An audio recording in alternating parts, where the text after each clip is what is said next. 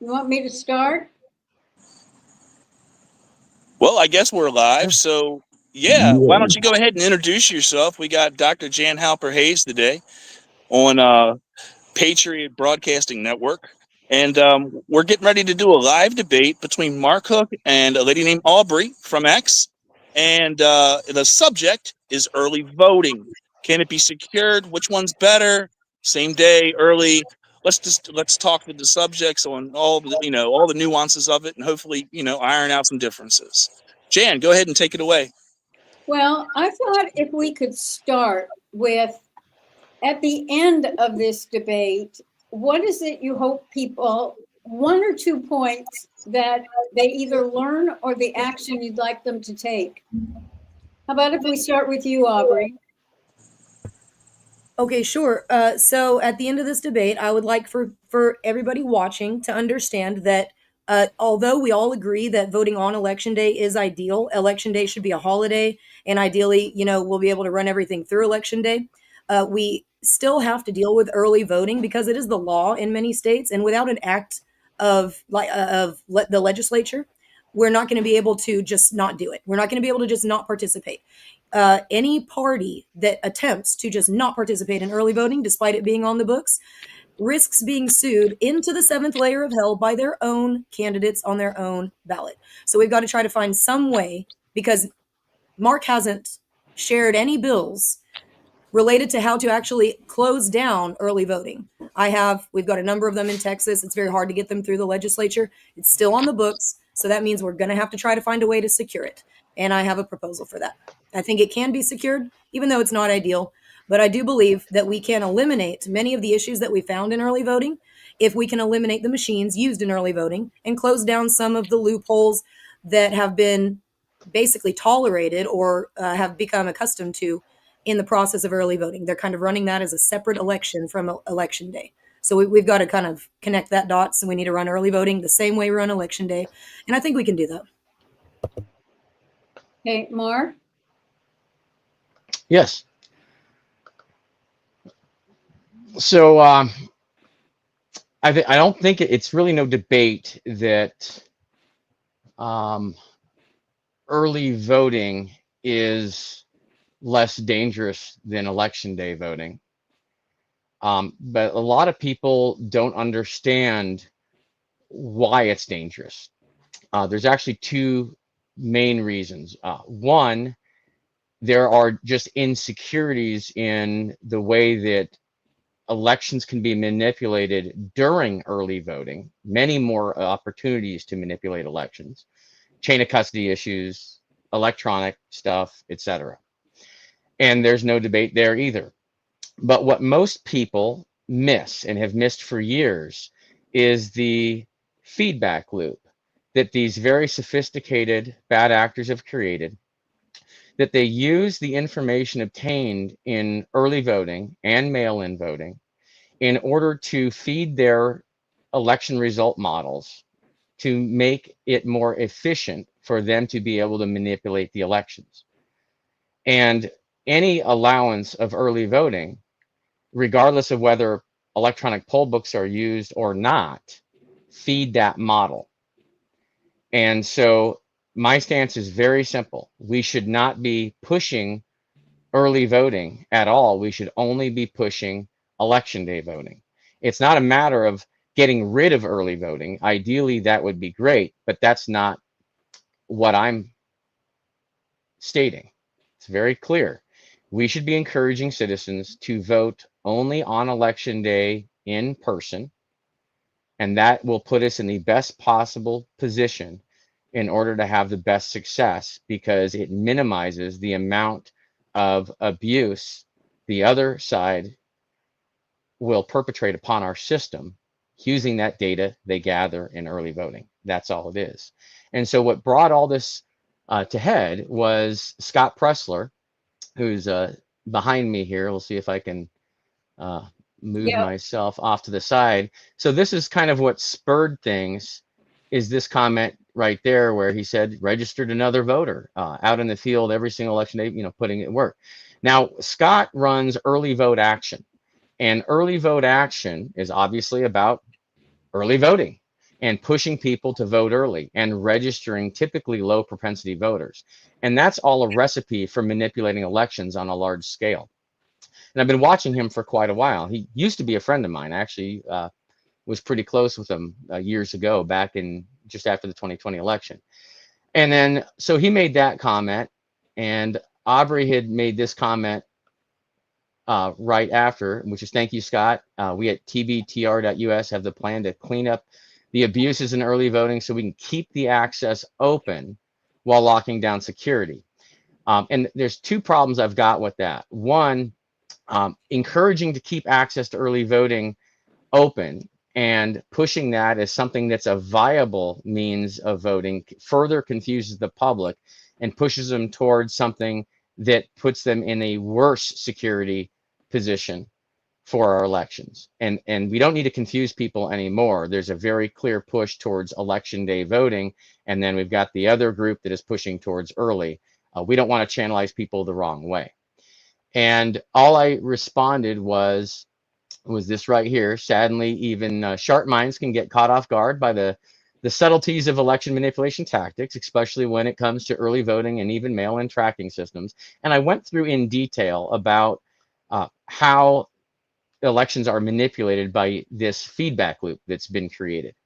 It's very simple. I just want to make sure people are aware of the other underlying methods that people manipulate elections using early voting. Nothing to do with security of early voting, just the subtleties of the data collected during the early voting process, whether it's electronic poll books or daily reporting from paper poll books. What Aubree responded was, it's really not that complicated. Anyone can read how to secure early voting by casting ballots by precinct without the use of e-poll books, and then reference this article. So I went and looked at the article, and nothing in the article references anything about early voting. In fact, the word early doesn't even exist in this article. So the article that was referenced as a basis for her position has nothing to do with the topic. And then it just kind of spiraled from there. That's not true. That's a lie. That's a lie.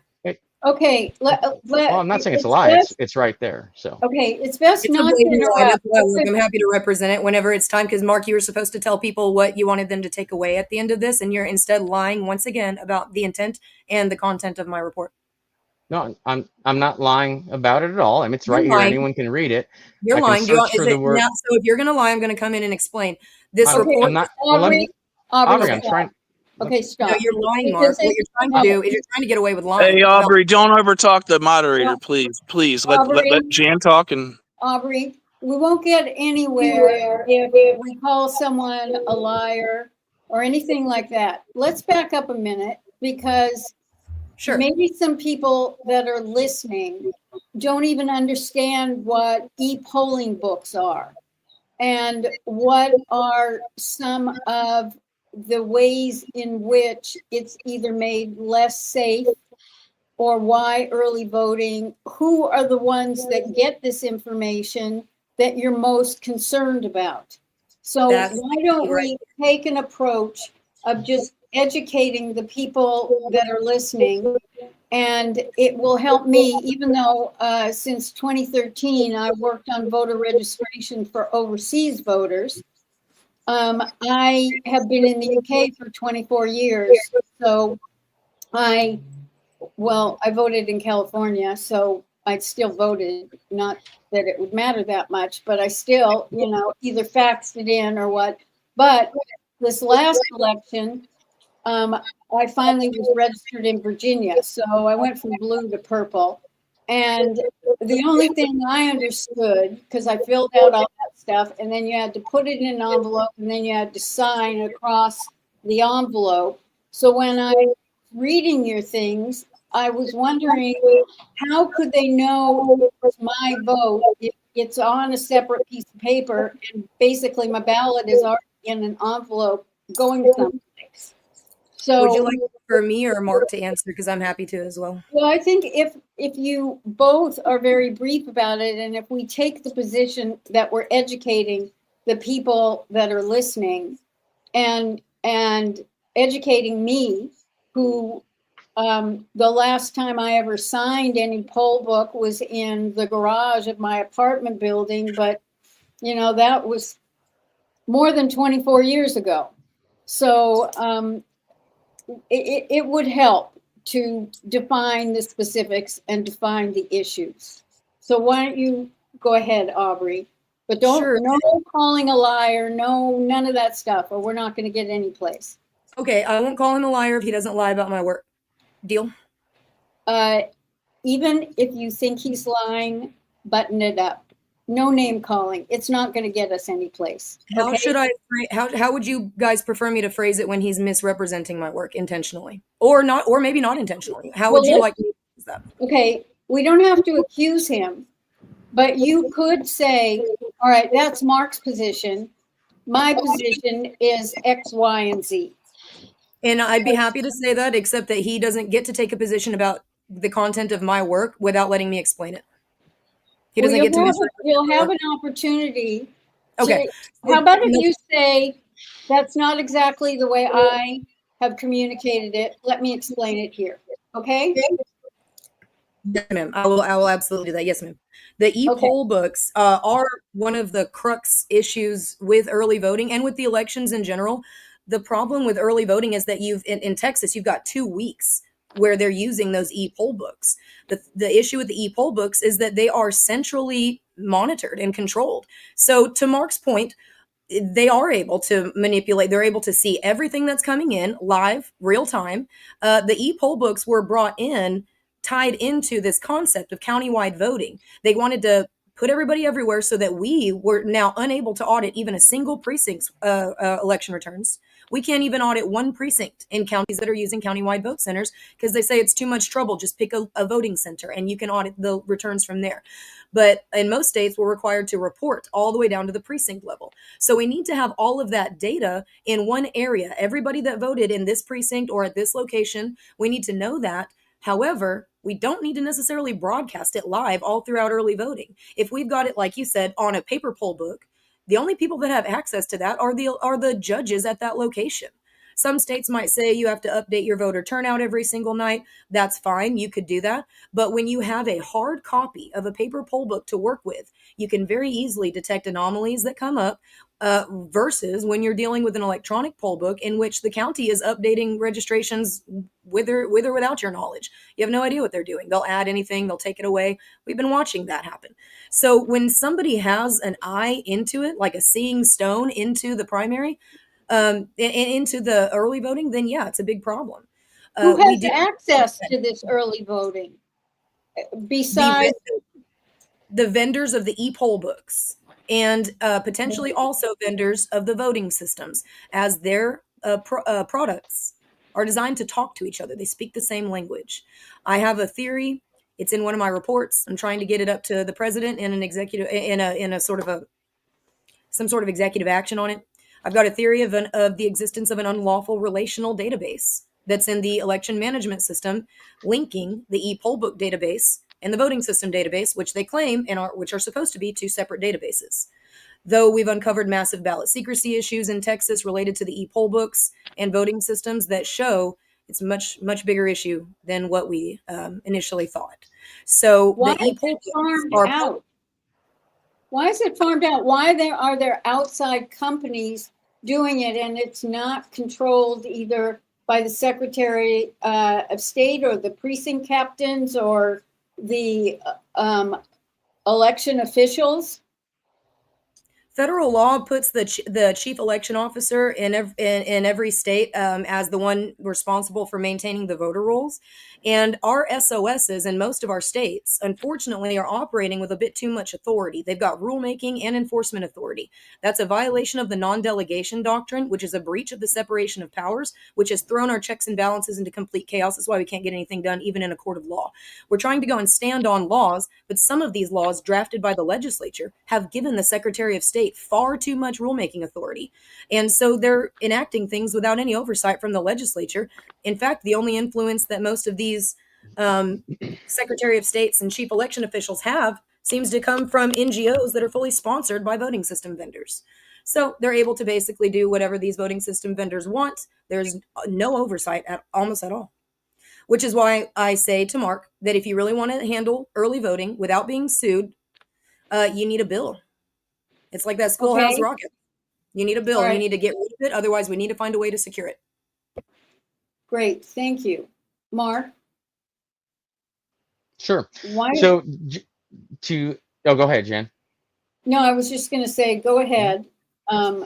I want to get your perspective on this. Are you against early voting? Do you consider it a necessity? Okay, well, I'm definitely against it. It's not a necessity at all. In fact, it's the main mechanism that bad actors are using in order to manipulate elections in a covert manner before a ballot even shows up at the county. It's not about security or just about security in early voting. It's another layer. Think of it as another dimension, like a fourth dimension essentially. It's a higher level of sophistication than most people can grasp unless it's explained to them. And it's pretty simple. If you're playing a game of poker and everyone else can see your hand while you're playing, you're not going to do so hot. And that's exactly what early voting allows. The mechanism of early voting allows people to see your hand. And if they can see your hand, they can use that information in order to achieve the result that they want. It works very simple. If I know, I'll give you an example. If I know your party affiliation, I probably know what your ballot looks like. I probably could guess the choices on your ballot and be 95% accurate, especially with how divided everything is on party lines. Now imagine this situation. Imagine there's data on every single person about everything they do, everything they say, everything they purchase, all that marketing data, all the data that all those apps on your phone collects that you don't even know about, that is marketed, sold to other companies. Now imagine you were in politics and you had access to unlimited funds and you could buy all that data on every single voter around the country. So if I knew every one of your purchases, I knew everything you bought on Amazon, I knew every bit of your location, where you went to church, who you hung out with, I knew every tweet you've ever made, I would have a good idea of how you feel about just about every single policy issue as well, every politician, every policy issue. So what I could do if I was a bad actor is I would just need to know that you voted. And if you voted, I could take the information, the profile I've built on you, and I could create credit within an election result model off on the side. I don't even need to look at your ballot anymore because I already know what your ballot's going to look like because I already have that information on the side. All I need to know is if you voted or not. And so they built these mail-in ballot tracking systems that a lot of the citizens thought it's for them to track where their mail-in ballot is, to give them that, security they always sell everything on. But what they really did is they created a mail-in ballot tracking system so they could track when people vote by mail. And if they know someone voted, they can put credit for what their votes would be in their election result model. They know what precinct, they know everything about the person. They can build the results of the election in their estimation on the side. And if you show up in person to vote, then you check in on an electronic poll book. They've got that information instantly as well, whether you mail in a ballot or you show up in person. Even for the counties that have paper poll books, they still have to report who has voted on a daily basis. And so they may not have information minute by minute or second by second, but they have it within one day. And as long as they've got that information within one day, they add that to their election result model and they know what the results of the election are up to that moment.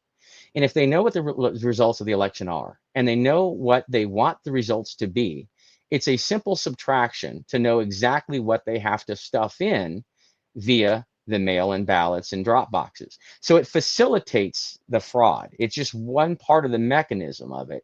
So I hope that explains why early voting is dangerous. It's not about the security, or not only about the security, but the underlying mechanism is really my biggest problem with it, and why I'm not saying people should, strip early voting out without legislative change. That's ridiculous. But what I'm saying is, don't tell people to vote early. Tell everyone to vote on election day in person. That doesn't require any legislative change.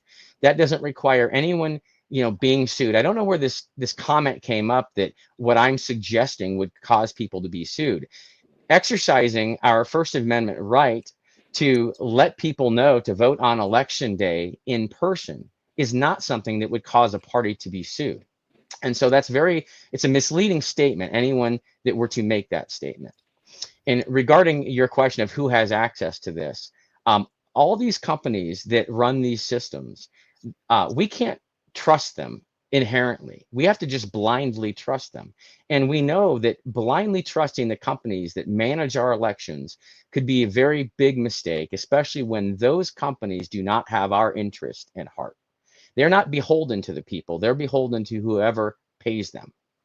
And so that's why I'm an absolute big no on early voting, or encouraging anyone to early vote, or telling them that early voting can be made safe.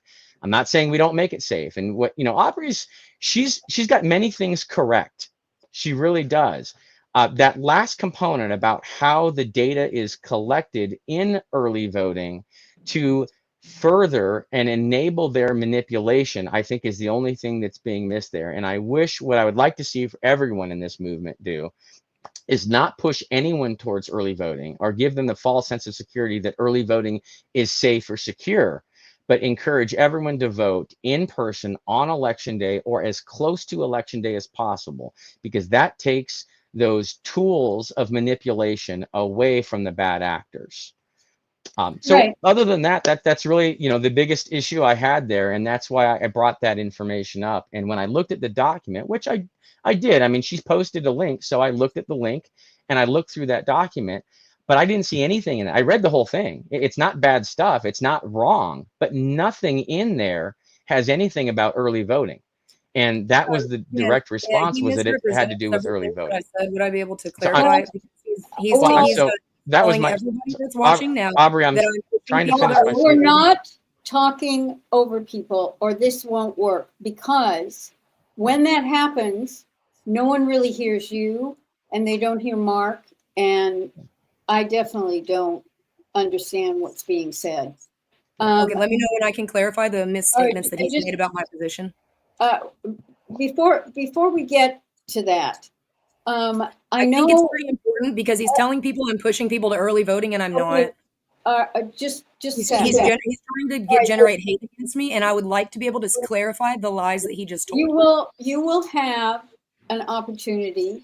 I'd like to do it as soon as possible so that people watching don't misunderstand what he just said and misunderstand my intent.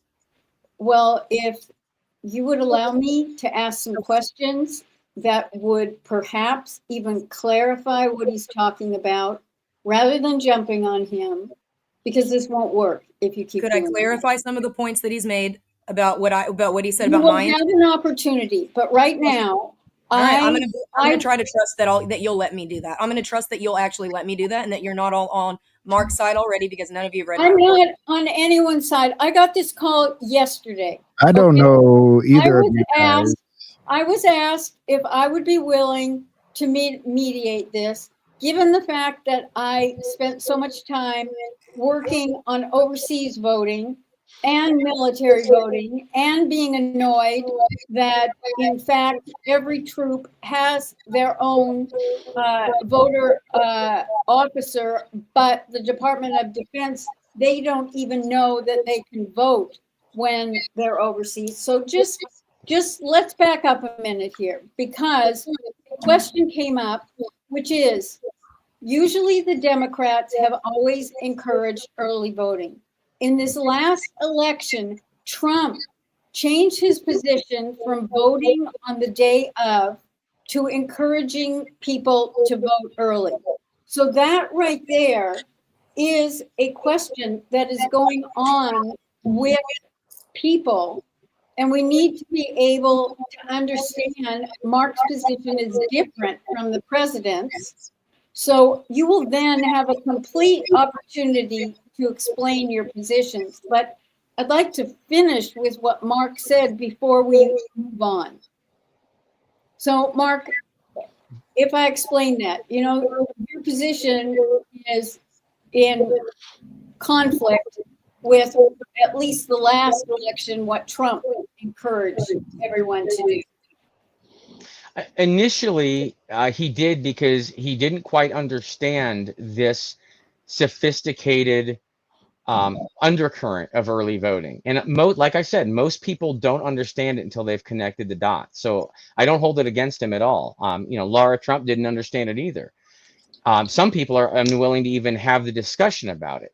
And that's a big red flag for me. Now, you'll notice that Trump did change his stance a little bit as it got closer to the election. And instead of pushing early voting, it changed to just vote anyway, but just vote.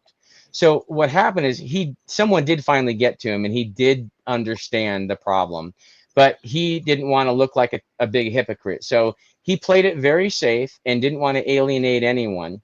And he figured that if enough people were out there pushing election day voting in person, that they would see through the vote any way you can, as long as you vote.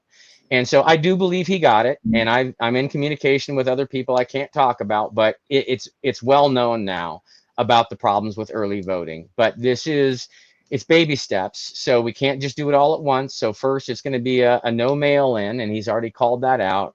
The early voting is going to be the next thing. And he's already brought attention to election day voting. When you push election day voting, it kind of makes it obvious that there's going to be no early voting here pretty soon.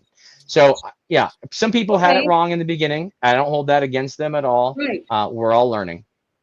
Now, what is the RNC's position on this?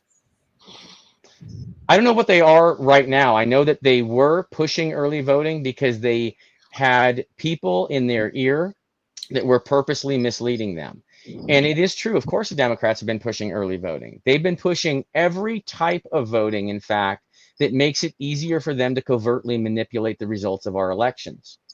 And so as soon as people realize that and people figure out that we have to stop making it easier for people to manipulate elections and start making it more difficult for them to manipulate elections, I hope that the RNC will come around. But just because they're the RNC doesn't mean they know what's going on here. I've been studying this for 5 years. I'm a root cause an analyst here in complex systems. I've been doing nothing but elections for 5 years long. I figured out what they're doing, how they're doing it, and every bit of evidence we are finding over the past 5 years is pointing to me being right on all of this stuff. And I just want people to understand what these true dangers are, because this deception that's everywhere has got everyone so confused, and it's all by design so people can keep manipulating this. But I think people are finally starting to come around about this. And I hope that everyone that is an influencer on the front lines takes the time to listen to and understand what's really going on and not just assume that they know everything, because there's always something new to learn. And once you see it, you can't unsee it. Okay. All right. Aubree, please elaborate on your differences. Our differences are not that great. I'm not pushing people to early vote. I do believe in voting on election day. I always vote on election day. I'm not telling people to vote by mail. I need to ask, Mark, do you understand that some early voting is done in person and some of it's done by mail? Like, not all early voting is mail-in. Do you understand that? Of course. Okay, I just want to make sure. And for anybody watching, he's kind of grouping them together, because in some reports they are grouped together. Early voting in person and mail-ins are grouped together, but those are two separate ways of voting. My report doesn't necessarily talk too much about early voting, because it's a report on how to eliminate the use of e-poll books so that we can cast our ballots by precinct, and how to stand on the use of provisional ballots in order to eliminate e-poll books, because provisional ballots satisfy every state's mandate for countywide access in all the states that have countywide vote center laws. That report will inherently secure early voting a significant amount. And if you understand what's actually happening with early voting and how they're able to see all of that data live, how they're able to track all of that data live. Maybe in other states, they don't have as good of security as we do in Texas, but in Texas, we have several points of security. So it's not just a matter of, they know that this person voted, and that somewhere there's a database that's tracking that person and can predict every vote. That will get you laughed out of every elections office and every analyst's office. You cannot predict the way that voters will vote. You can have somebody that looks totally left wing on social media and they could be voting right wing. You have no idea how people are actually voting. I can agree that you can sort of guess how somebody might vote, but you don't know. You don't have any way of knowing, and it's pretty arrogant to suggest that you do. And I got to point out that between Mark and I think the biggest difference is that I'm living in reality and he's in speculation land. His theories are highly circumstantial. It depends on whether or not there is a database, whether or not somebody is tracking this, whether or not there is somebody that's trying to predict the way that voters vote. Okay. And I'm not saying that there's not, I'm saying that it's dependent on that. My solution also doesn't require an act of Congress or any legislature because we're standing on existing state and federal statute to make sure that everyone can vote at every location. But if they're not on this poll book, they're not voting a regular ballot.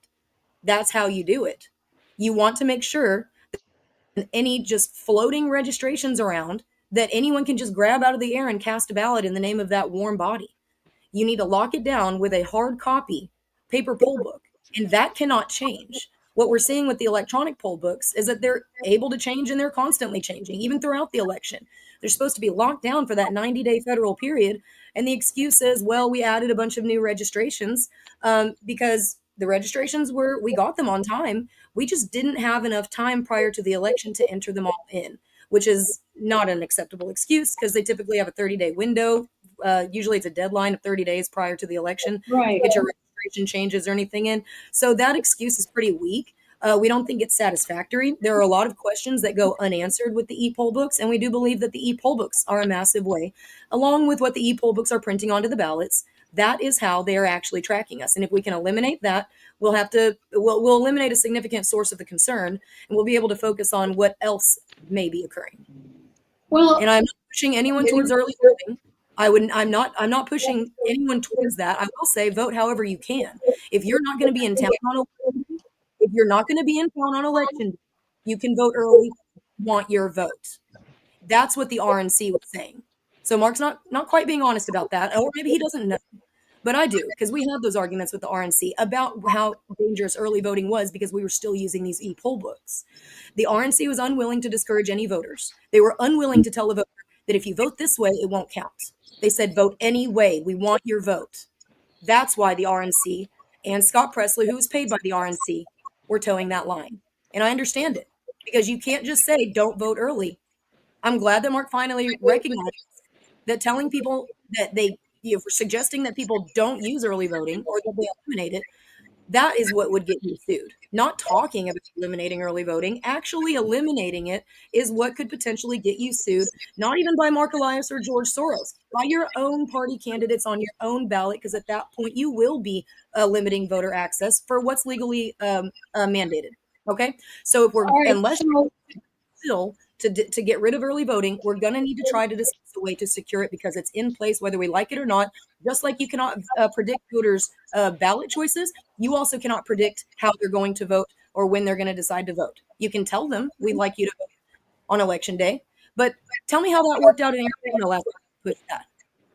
Tell me. all right, let's back up in time. When did these e-polling books, when were they introduced and gone nationwide?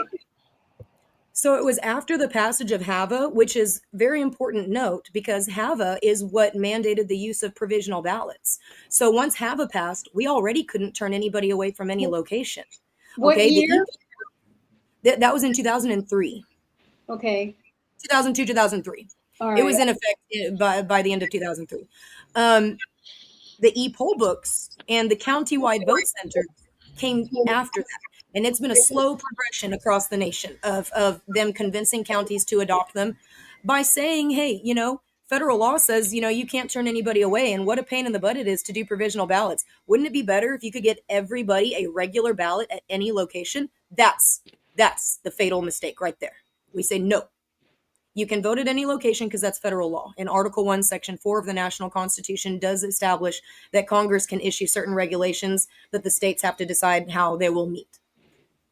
So that's a regulation that the states can't argue with. We already cannot turn anybody away at any location. But my proposal is that if you're not on my poll book, you're voting provisional, and your eligibility will be determined upon further investigation. Okay, and it's not going to be counted right away. It's definitely not going to be counted in this polling location's precinct returns because I don't have you on my list. So you're going to vote provisional. If you're on my list and you have proper photo ID, you'll vote a regular ballot.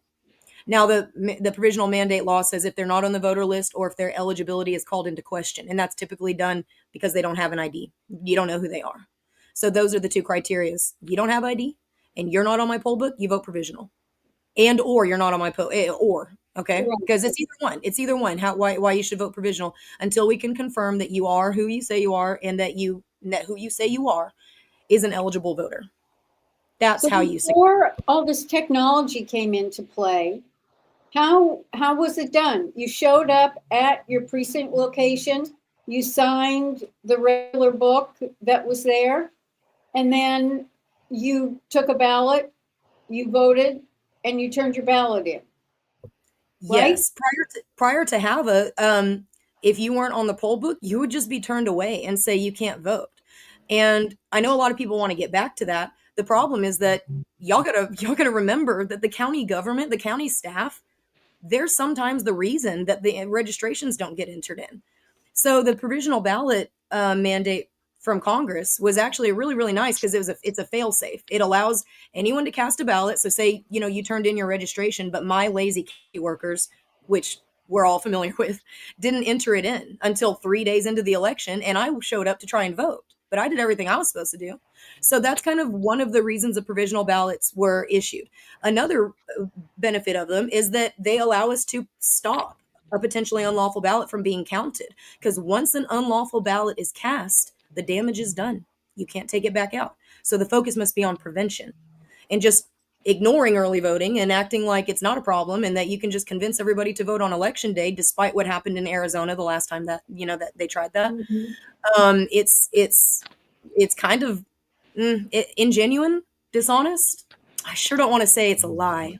Well, I was reading a couple of your Substacks, Aubree, last night, and there are a couple of points that you were making, such as chain of custody, such as voting secrecy. Is that indicative to the problems of countywide voting in Texas, and does it extend to other states? Yes, definitely in Texas and in other states, because the push for countywide voting is coming from these NGOs, which are backed by the voting. They're totally sponsored by the voting system vendors. So yeah, it's the same in all of these states. Okay. My points with my overall sort of point is there are what I call what everyone needs to understand, the ABCs of election security. It's auditability, it's ballot secrecy, because you don't want the government tracking how you're voting, right? And it's chain of custody. All right, so countywide vote centers, when they're casting ballots from precincts all over the county, and you can no longer audit just one precinct's results, or it's extremely time consuming or costly to do so, that's eliminating part of the auditability of the elections, which once again is mandated by federal law. HAVA mandated an auditable paper trail in elections. HAVA wasn't perfect, but it had some solid gold in there, and one of them was mandating an auditable paper trail. So having all of the ballots for a precinct cast together is part of that auditable paper trail, especially when we're supposed to report out precinct returns, to determine who won. So we need to have all those precinct returns together to be able to audit them. If they're not cast together, and that results in our inability to audit one precinct's returns, then yeah, the countywide voting is inherent to that. It destroys auditability, and because we're dealing with it right now, our chain of custody has a lot of issues, but one of the weaknesses is that we don't actually know what occurred at that location before we take it to the county. We're waiting for the county to tell us what the results were and all of that stuff. So I feel as though in order to promote auditability, our ballots need to be cast by precinct. And it's not just me. We've got a whole team of people that work on this. There's a lot of regular minds, Mark, that were able to come up with stuff like this. Very simple solution. So you don't actually have to be highly intelligent or a scholar to understand this. This is actually exceedingly simple, and I think most people can grasp it. Auditability should be restored by casting ballots by precinct. Ballot security will be inherently restored when you cast ballots by precinct, because it's the countywide vote centers that allow us to tell when somebody who voted outside of their precinct is the only one from their precinct to vote in that location, or the only two. We get a lot of husband and wives, a lot of single people, significant people whose ballots we can pull from public records. It was being investigated by AG Paxton. Then Tony Ortiz of the Current Revolt got a hold of one of the ballots and published somebody's ballot. The SOS was pretending it wasn't an issue until Tony Ortiz posted the ballot. Then the SOS ordered the full redaction of all ballots to ensure ballot secrecy, because that's what she decided was the solution, to completely remove our ability to audit all records. So we actually Mark, cast our ballots by precinct so that we don't have to do any redaction, and we can audit. When we cast our ballots by precinct, and then we have the precinct returns that are able to be counted on that at that location before it goes to central count, we could add those precinct returns to the chain of custody. That will strengthen the chain of custody. That's auditability, ballot secrecy, and chain of custody. That's the ABCs of election security. Thank you, Mark, for not highlighting all of the rest of my work. it seems to me in some ways we're in the weeds of things.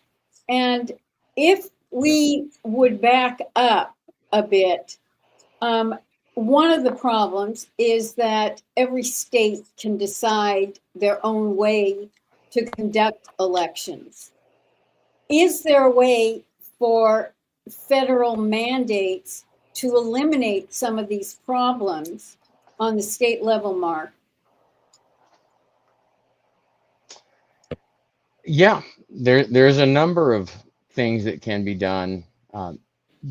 But if people don't understand the sophistication of what these very, very smart individuals have built, it's a difference of a lot of people in election integrity are playing checkers, when these bad guys who've been doing this are professional election manipulators. They've been doing this for decades and decades. They're playing chess, and we're never going to beat them if we're playing chess with the rules of checkers. We're going to keep failing. And I've been watching this year after year after year. It's like the world's slowest train wreck. I do believe that some people have things, they're getting close. They're like 90, 95%, but they're missing some critical points that would really help them do an even better job at returning elections to the people and ensuring that our elections reflect only the will of the eligible voters. That's it. And the only reason I'm here in this, again, is back to that original comment that Scott Presler had made. I have a big problem with him going around registering low propensity voters and in telling people that you can flip states by registering voters. That is setting people up for failure. And pushing early voting and pushing mail-in voting is setting people up for failure.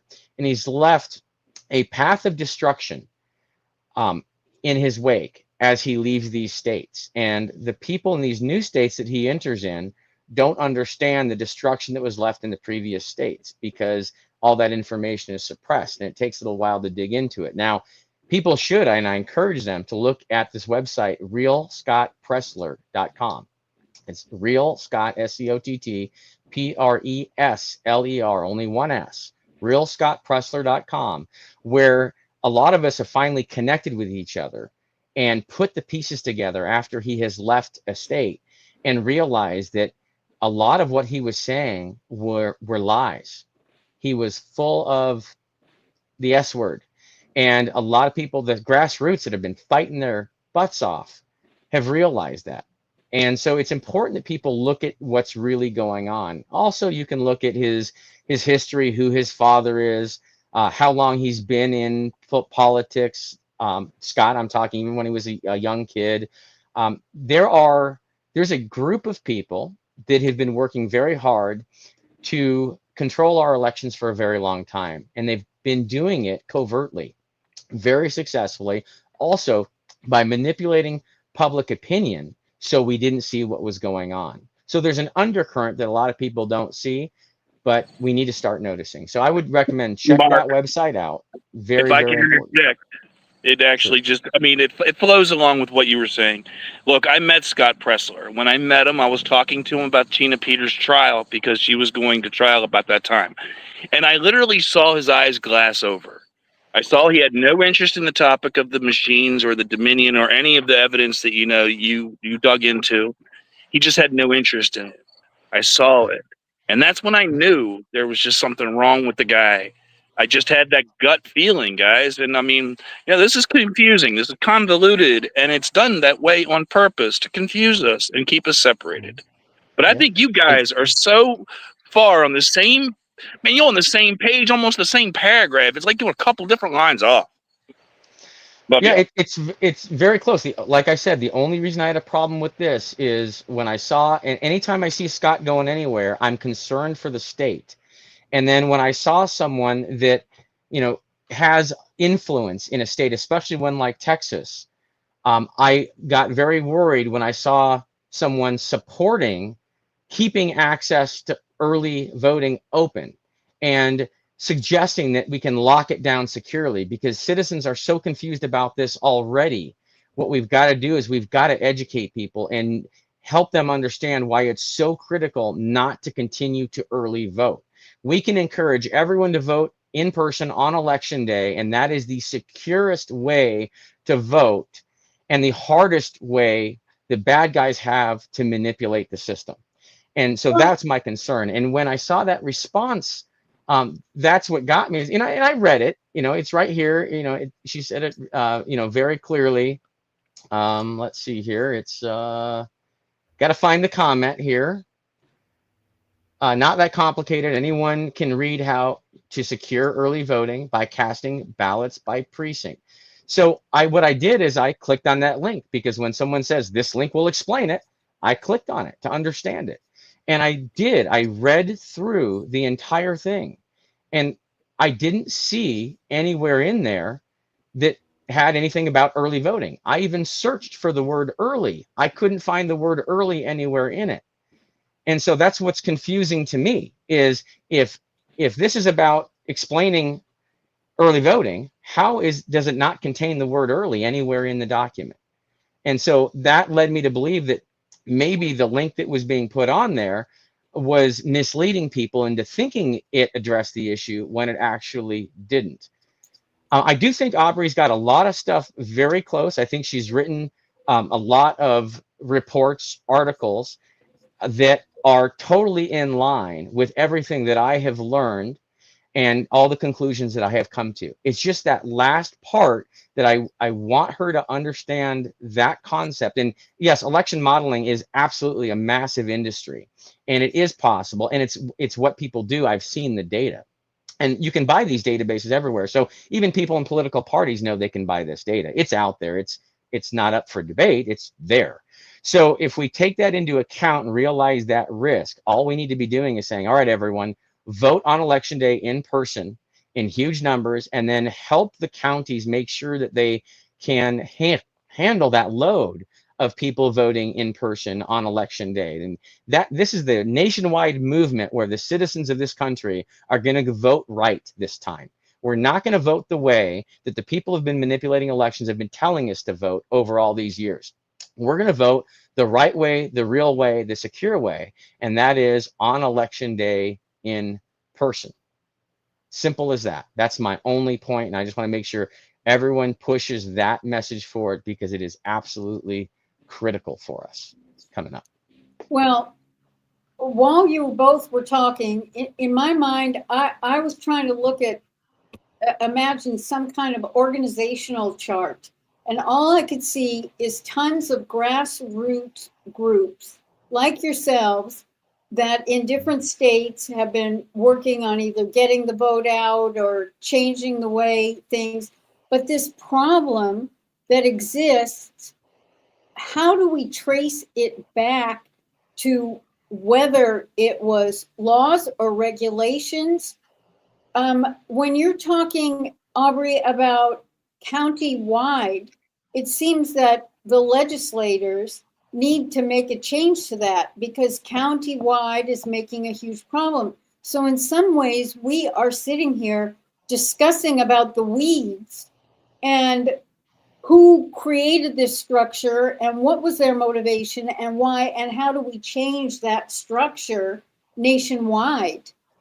And it seems to me that that is part of the problem. Am I seeing it? Absolutely. You're seeing it. You're seeing it. I appreciate it. I think it takes somebody on your level to be able to see clearly through all of the fog, that's created when people like Mark and I are at war. But basically, my report, just to clarify, like Mark, I don't need to understand anything from you. I think you need to understand my intent, because you just said I don't understand why this is about early voting, and then you said I want Aubree to understand something. I understand that you want me to say what you want me to say. I get that, and I don't disagree with the things that you want me to say.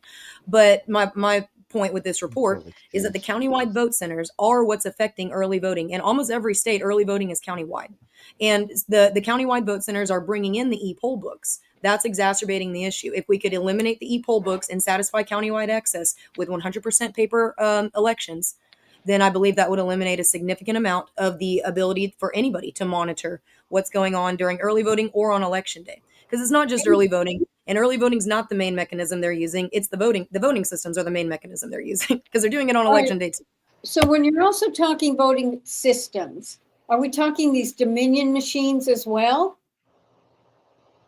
Dominion, Hart Intercivic, Right. ESNS. Okay. And are they the ones that control the e-polling books? The Or e-poll is books, that a separate entity? those are separate entities, but they're part of a suite of election software and hardware and computerized products that go together. So even, like I said, And even all though NGOs, right? And all NGOs. they back the NGOs, which pay the lobbyists to go down to our state legislatures and convince the legislature to write laws in a certain way that allow the SOS, who's a member of those NGOs, to do whatever those NGOs and their sponsors want. Yes, but Okay, the voting system. just a minute. Let's go. Don't overwhelm us. Okay, let's just look at this. All right, where does the money come from that goes to the NGOs? Does it come from the Defense Department? Voting system vendors. All right, but who? No, the Yes. money goes to the voting system vendors. The money doesn't come to the vendors. No, the NGOs are sponsored by the voting system vendors. The NGOs are not paying the voting system vendors. All right. The NGOs are sponsored by the voting system vendors. I got to correct you, Mark. The voting system vendors are paying for the all of the conferences. The voting system vendors are paying to set up all of these little extra. So the voting system vendors fund these NGOs. These NGOs go and then get themselves accredited for continuing education for election officials in your state. That's what they're doing in your state, Mark, and in mine. Okay, and then those election officials are going back and implementing those things. The money is not going directly to the voting system vendors from NGOs. The money to the voting system vendors is coming from our county governments, which are being given HAVA funds whenever they say, hey, we want to upgrade our voting systems. And the federal government sends them the county's money. The counties go and solicit quotes, and either Hart, ESNS, or Dominion wins them. And then they take that money and they pay the NGOs to pay their lobbyists to go, see, this is the actual circle. This is what I understand the weeds. I understand the system. What I'm trying to get at is if just like USAID, that controlled money. All right. Where does the source of the money come from that even goes to the states that allows them to hire the Dominion and the e-polling and the software and all of that? I understand your question now. It is the federal government. It is taxpayer dollars. It's allocated to them through HAVA created the Election Assistance Commission, which took over the job of the FEC, and the EAC basically runs everything and says, hey, they'll say, we'll send you money if you want to upgrade your voting systems. And I think I can answer that too, Jan. I mean, we were at Maricopa County at the Board of Supervisors when they approved the new contract for the Dominion machine for I don't know how many. It was a bunch. Yeah, it's all money laundering. Yep, you guys are on point. Yeah, it's tax dollars from the federal government that's going through the county governments to the voting system vendors, to the NGOs, to their lobbyists, to our legislature. Well, I think we've gotten some of the issues on the table. Because I'm also coming to a time that I have to cut off. But what I'm wondering is if we can come back and we could outline if you could change everything, but we have to find out where that money is coming from out of the federal government, because UOCAVA is what we overseas people dealt with. And that's why I keep going back to the Defense Department, because that's where all the money is for the military and overseas voters. And it seems to me that if this is a nationwide, then there has to be at least some kind of analysis. And maybe, Mark, that's part of what you've done. I didn't get through all 17 pages of your executive order, but I've got an executive order with 4 pages, and it's really simple. It's coming from HAVA. We have to tell HAVA, we have to tell the federal government that if you're going to be giving these people money from HAVA to upgrade their voting systems need to adhere to the voting system guidelines. Right now, they're totally voluntary. They're giving them money, but these voting systems do not protect the secrecy of the ballot, are not producing an auditable paper trail, and these are federally mandated. So the federal government's giving the money out and not really enforcing their own standards. So it's up to us at the state level to say, all right, this is how we're going to lock it down, because this has been facilitated and it's going to take some time. We're probably 20 years down this timeline. It's going to take us some time to back out of it, which is why I'm proposing solutions to secure the processes that we're still dealing with. okay. And so, Mark, for you, is your position that it needs to happen at the federal level, and that certain edicts or executive orders or some form needs to come out that is going to change some of these things to prevent some of this analysis and early access to voter data and results? We've got to make a change in a number of different places, both at the bottom up and in the top down. It's got to be done from everywhere. But what's happening is a lot of people are getting very confused in navigating all of this. One, because they've got conflicting information coming at them. And two, the other problem we have is it's hard for, we have so many people that are splintered, so many different ideas, so many different groups. No one's communicating with each other. No one's talking to each other. So many things are so, toxic in the environment. And that makes it really difficult for, groups to function and for people to work together. And that is, one of the tactics that these bad actors have employed is to just neuter the ability of the citizens to function by causing, massive amounts of chaos. And in a lot of cases, they'll do it by infiltration. And sometimes what they'll do is they'll allow people that are, we'll say, not conducive to cooperation, collaboration. They'll put them in positions of influence to kind of allow them to self-destruct and cause that within the grassroots. And that's very frustrating as well, because we need to have open communication. We can't be attacking people and causing that type of thing all over. And those are some big problems. And Aubree's not a stupid person by any means. She's a smart person, and she's got some good ideas.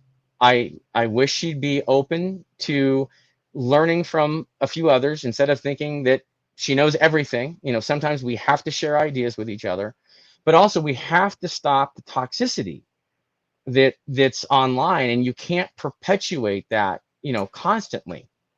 That's what's dangerous. And, I just want to bring up an example here. This is something that's frustrating. This is an example of the problem here. This kind of thing where making statements about me being obsessed. Mark Cook is an obsession with making people hate me. I have no obsession with making people hate Aubree. When someone disagrees with you and tries to explain something to you, that's not trying to get people to hate you, Aubree. Mark, you're telling people that I need mental health. You're telling people to seek. You're telling me to seek therapy. Please allow me to finish. Let Mark finish. Allow me to finish.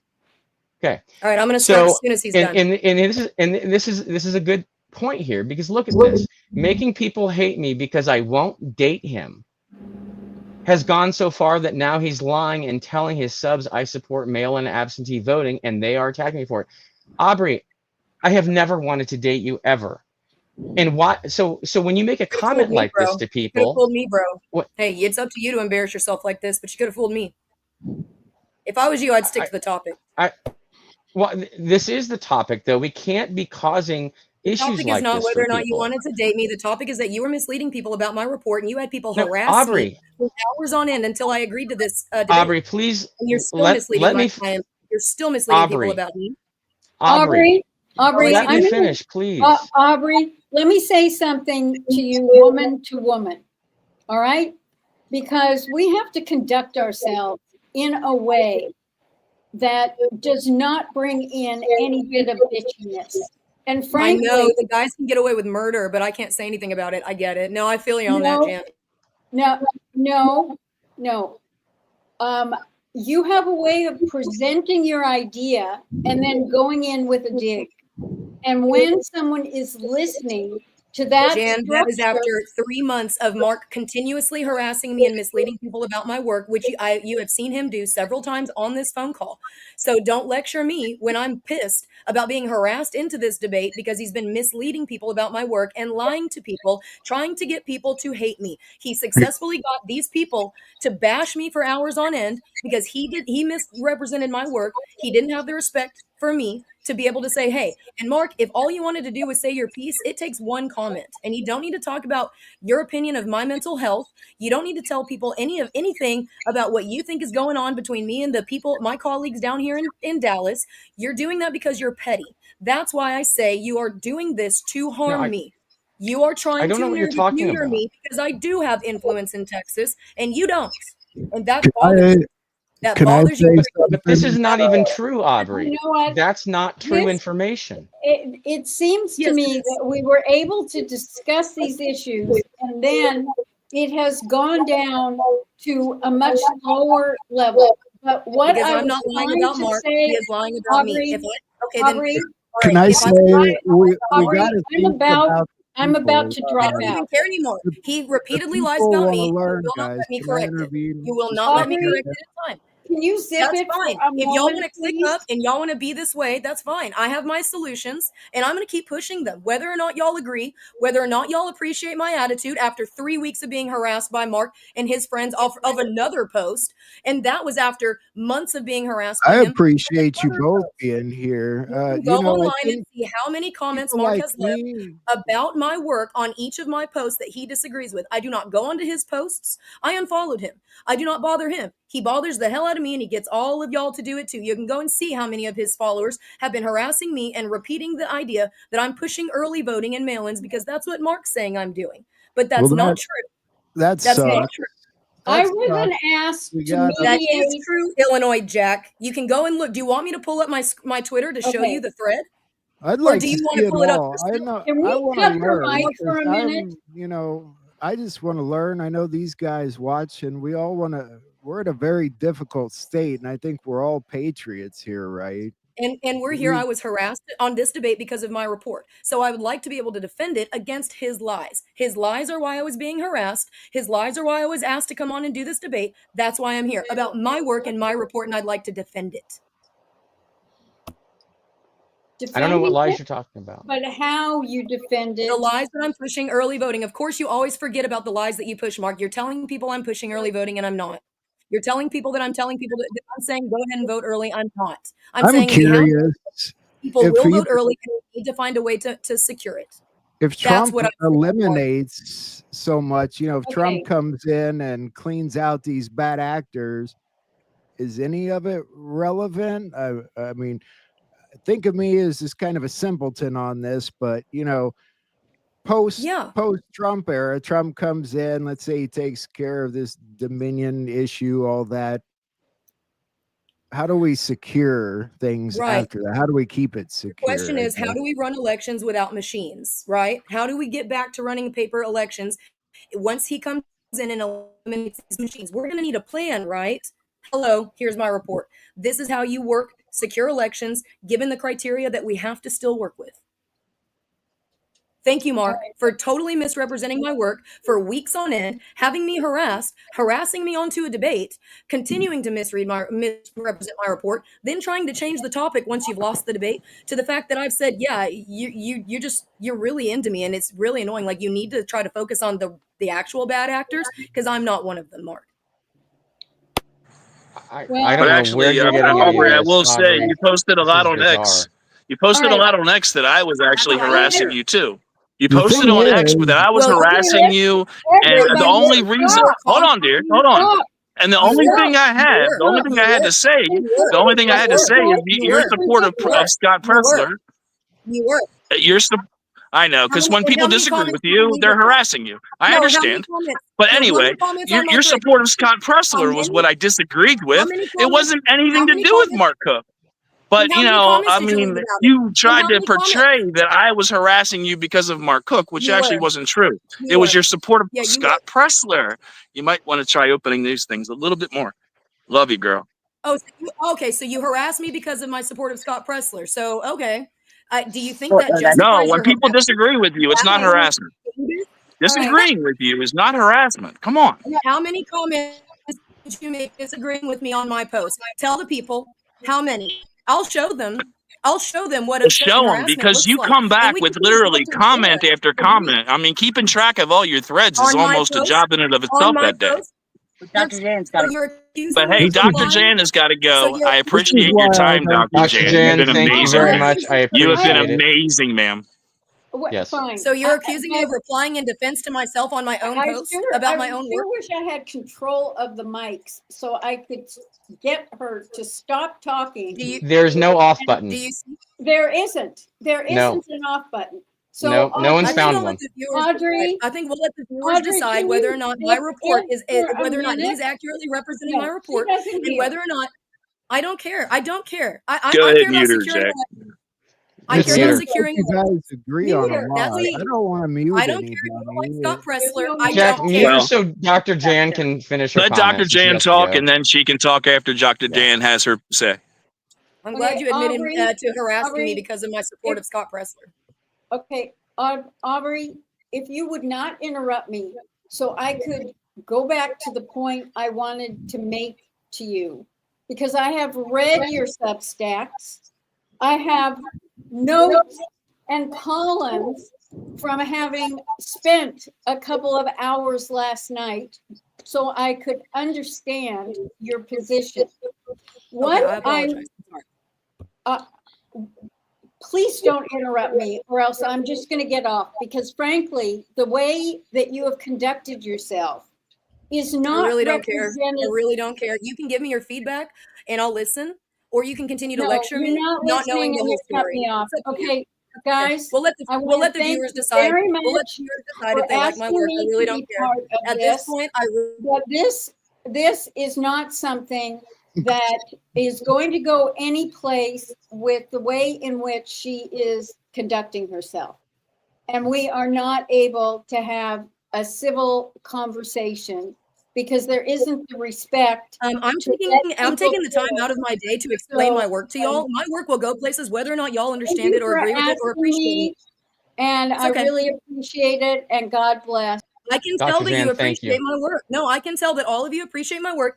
Anybody watching in the comments, if you're interested at all in actual Hey guys, elections, thank you very much. I appreciate it. I think that I don't think we're going to get anywhere on this, and I feel bad Hey, for, man, I for think, Dr. Jan. But honestly, the intended purpose was actually complete.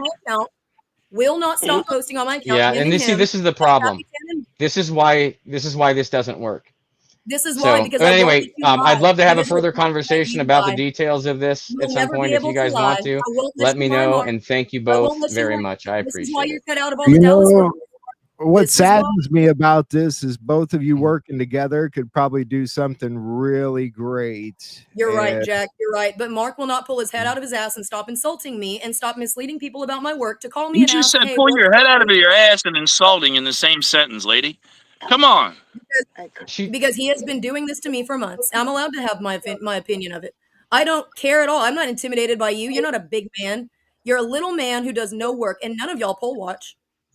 None of y'all know how to navigate any of the elections offices in your county. You don't actually do this. So I Oh, will I took defend a it. poll watcher's affidavit and took it to the board of supervisors and of the statutory felonies. That was from Michelle Swinnick's evidence. I bet you But had yeah, no idea what to do we've all with been it. having fun. Oh, I'm sure you've been having fun while some of us are actually working. I believe well, it. you I believe know, you're actually actually working, sweetheart. I support a family of 4 and like still do this patriot shit. So please, just stop. this patriot Stop. shit, harassing people with solutions to secure early voting. Harassing, yeah. Once again, people disagree with you. It's harassment, man. No, You I would say cry a 50, lot, lady. Tommy. I'm sorry. say You're a 50. little bit. You're a little bit I would say unhinged. 50. I mean, I would people say need to go 50 back and read comments. your threads because seriously, you Please are. You're do. unhinged. Please go back and see how many comments Mark and his little minions put on my post, and then they mock me for replying in defense of my post and my work and myself. They can harass me all they want, and they don't take any points off themselves. Never They don't blocked take you. all of their own street cred off for the 50 plus posts on my post, comments on my post, because they cannot handle that I have my own work and that I have my own position. I unfollowed Mark. I don't ever comment on his stuff, but he comments incessantly on mine, and he gets his little minions to do it too. That's why we're even having this debate. It's because they were Because you challenging were me. commenting on Scott Pressler, telling me how good of work Scott Pressler did. That's why I commented on you, because you were literally like just all over Scott Pressler about how good his work was. No, That's wasn't. literally Scott, why. you understand that Scott's gay? That was the You post. understand? That was the Hey, post. You bro, just, Scott's you know, not a threat bro. to you. Scott's gay. No women are I'm all over telling you. Scott. Scott's not a threat to you. He's gay. I wasn't all over him. I don't know what you're Wait trying a to minute. suggest. What? I don't know I'm what you're talking trying to about his suggest. work. Oh man, you are weird, girl. You really are weird. This is why I don't do social We'll let your media. subs It's decide not whether or not worth they the appreciate my time. work. You or should whether or check not they out some of the appreciate my posts. Hey, don't worry about me ever having to post on your account again. I didn't Thank follow God, you, because it was so really getting you really know. old. It was really I getting thought old. this I would sure actually be hope accomplishing that you find a something wife. positive, I sure but hope it that you just find basically something to do accomplished today. you I proving sure that you're hope that you crazy. find something to Hey, do, because Jack, you harassed I me really appreciate you incessantly doing this about my for us, work. brother. I mean, the Yeah, fact Jack, that we had thank you. No problem, guys. Hey, Jack, I would say thanks, but I was harassed into this. And Mark, we got to have you back on the. Why don't you go ahead and remove her from the stage, Jack? I mean, I think we're done here. But Jack, is he your Mark, you need to come back, Is he bro, your boss, and Jack? Okay, you I'm know, more than happy actually to. present your 17 bullet points. You know, since she had a chance to present her 4 and she didn't present it, Jack, but he's you been need to present bossing you your 17 around. bullet points. Jack, is this your Okay, channel or I'd his? love to. It's mine. And like I said, I'm kind He's of bossing you around like he a owns you, bro. simpleton and And all you've been this, but reasonable, actually. I just am Why is thinking El about Capitan people. talking to you like that? We really have to fix this country, and if we don't work together to do it, we're done for. We could bury ourselves now if we don't start coming together and putting the crap that's just doesn't even matter aside. That's Jack, I'm why I happy to come don't. back and talk about my work anytime, but I'm not gonna have my work misrepresented without being given an immediate chance I to wish correct I it. knew your work. I wish I had read it. I didn't have enough time to know about all this to look I know everybody they up and blindsided you learn. just like they blindsided me. I know. I'll get it over to you so you can see it. But I would like to look at This was what you Mark Cook both and are this working guy. They on. just blindsided us trying to get me because they were telling people I was pushing early voting, It and they thought they seems like So, hey, you I don't think you're gonna really pull Jack over to your side, brother. it He's seems part like of you my both Gideon's You army. agree on a need We're lot. to all Though. Gideon's army here, I so think it's you like, need to you know, stop speaking for trying him. to like I think you throw should your stop digs speaking for in him. and all. That's why you I don't think you should really stop end up have speaking a for him. following. It's because I of the think digs. Your information is good, but then when you end it with, you know, I wish you'd look at it because otherwise you're stupid. I mean, that's not people are what I like, ever. well, I fuck you never. then, I've you know. never said That's that. I'm a That's not a paraphrasing, lie. sweetheart. That's Paraphrasing. You not. ever heard of You're paraphrase? paraphrasing. That's You're basically what I'm lying. doing. Is You're paraphrasing lying. you because I never said I that. know You it's are a lying. lie. Everybody's lying. Everybody's harassing. I Everybody's a never said coward. that. You called me a twit. You called me all kinds of names on You friggin' social called me a media. twit. But that's You called okay, me a man, twit. because I got big friggin' shoulders. I can take it. But dude, I'm telling you Jack, what, can if you you just actually wait want to for a get your second message so across, I can try describe what he actually did changing to me the and be way honest? you present it. Because the way you present it turns people off. No, you're not It gonna does. boss me around. You're not gonna boss I me around, don't you need to sorry boss you poor around. man. You're I don't not need to gonna. boss you around. You don't have prove shit that you're for a me. nut job all by your little lonesome. That's the craziest part. Nobody Wait, no, discredits your just, work let's but just you. clarify this. You're Let's the just worst. clarify. You're your own worst enemy. Am I You a really nut are. job because? Am I a nut job because No, I go ahead, talk. supported Scott Pressler? Because I supported Scott Pressler? Because that's what you said you were originally mad at me about. That's what you were originally insulting me for, was my support of Scott Pressler. So now is it because I'm a nut job? Well, that was my assessment after dealing with you for a couple days. I mean, look at the X thread. He's gonna have to change Look at his the story, X thread. guys. Holy shit, man! You So are a all nut the job. Who's Scott then Pressler this- and what's wrong with him? Oh boy. Oh, he's paid USAID, bro. Look up that website that Mark mentioned earlier. What was it called, Mark? RealScottPressler.com.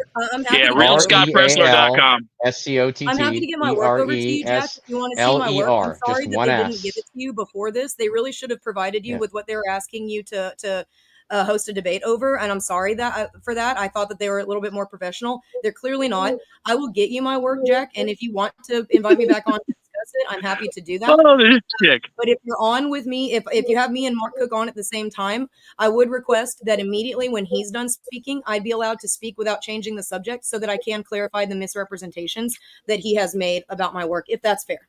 I should have yourself? time limits or something. I thought she already supposedly clarified it. What Would you please let him speak? Never clarified? Would you please let Jack speak?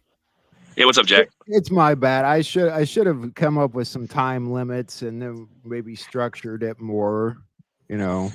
None of this is your fault, Jack. Dude, we put this shit together. We put this shit together at last minute. Like, I'm still working a full-time job, trying to contact people through. Come on, man. And then, like, God forbid I get your email address from this person that's stalking you.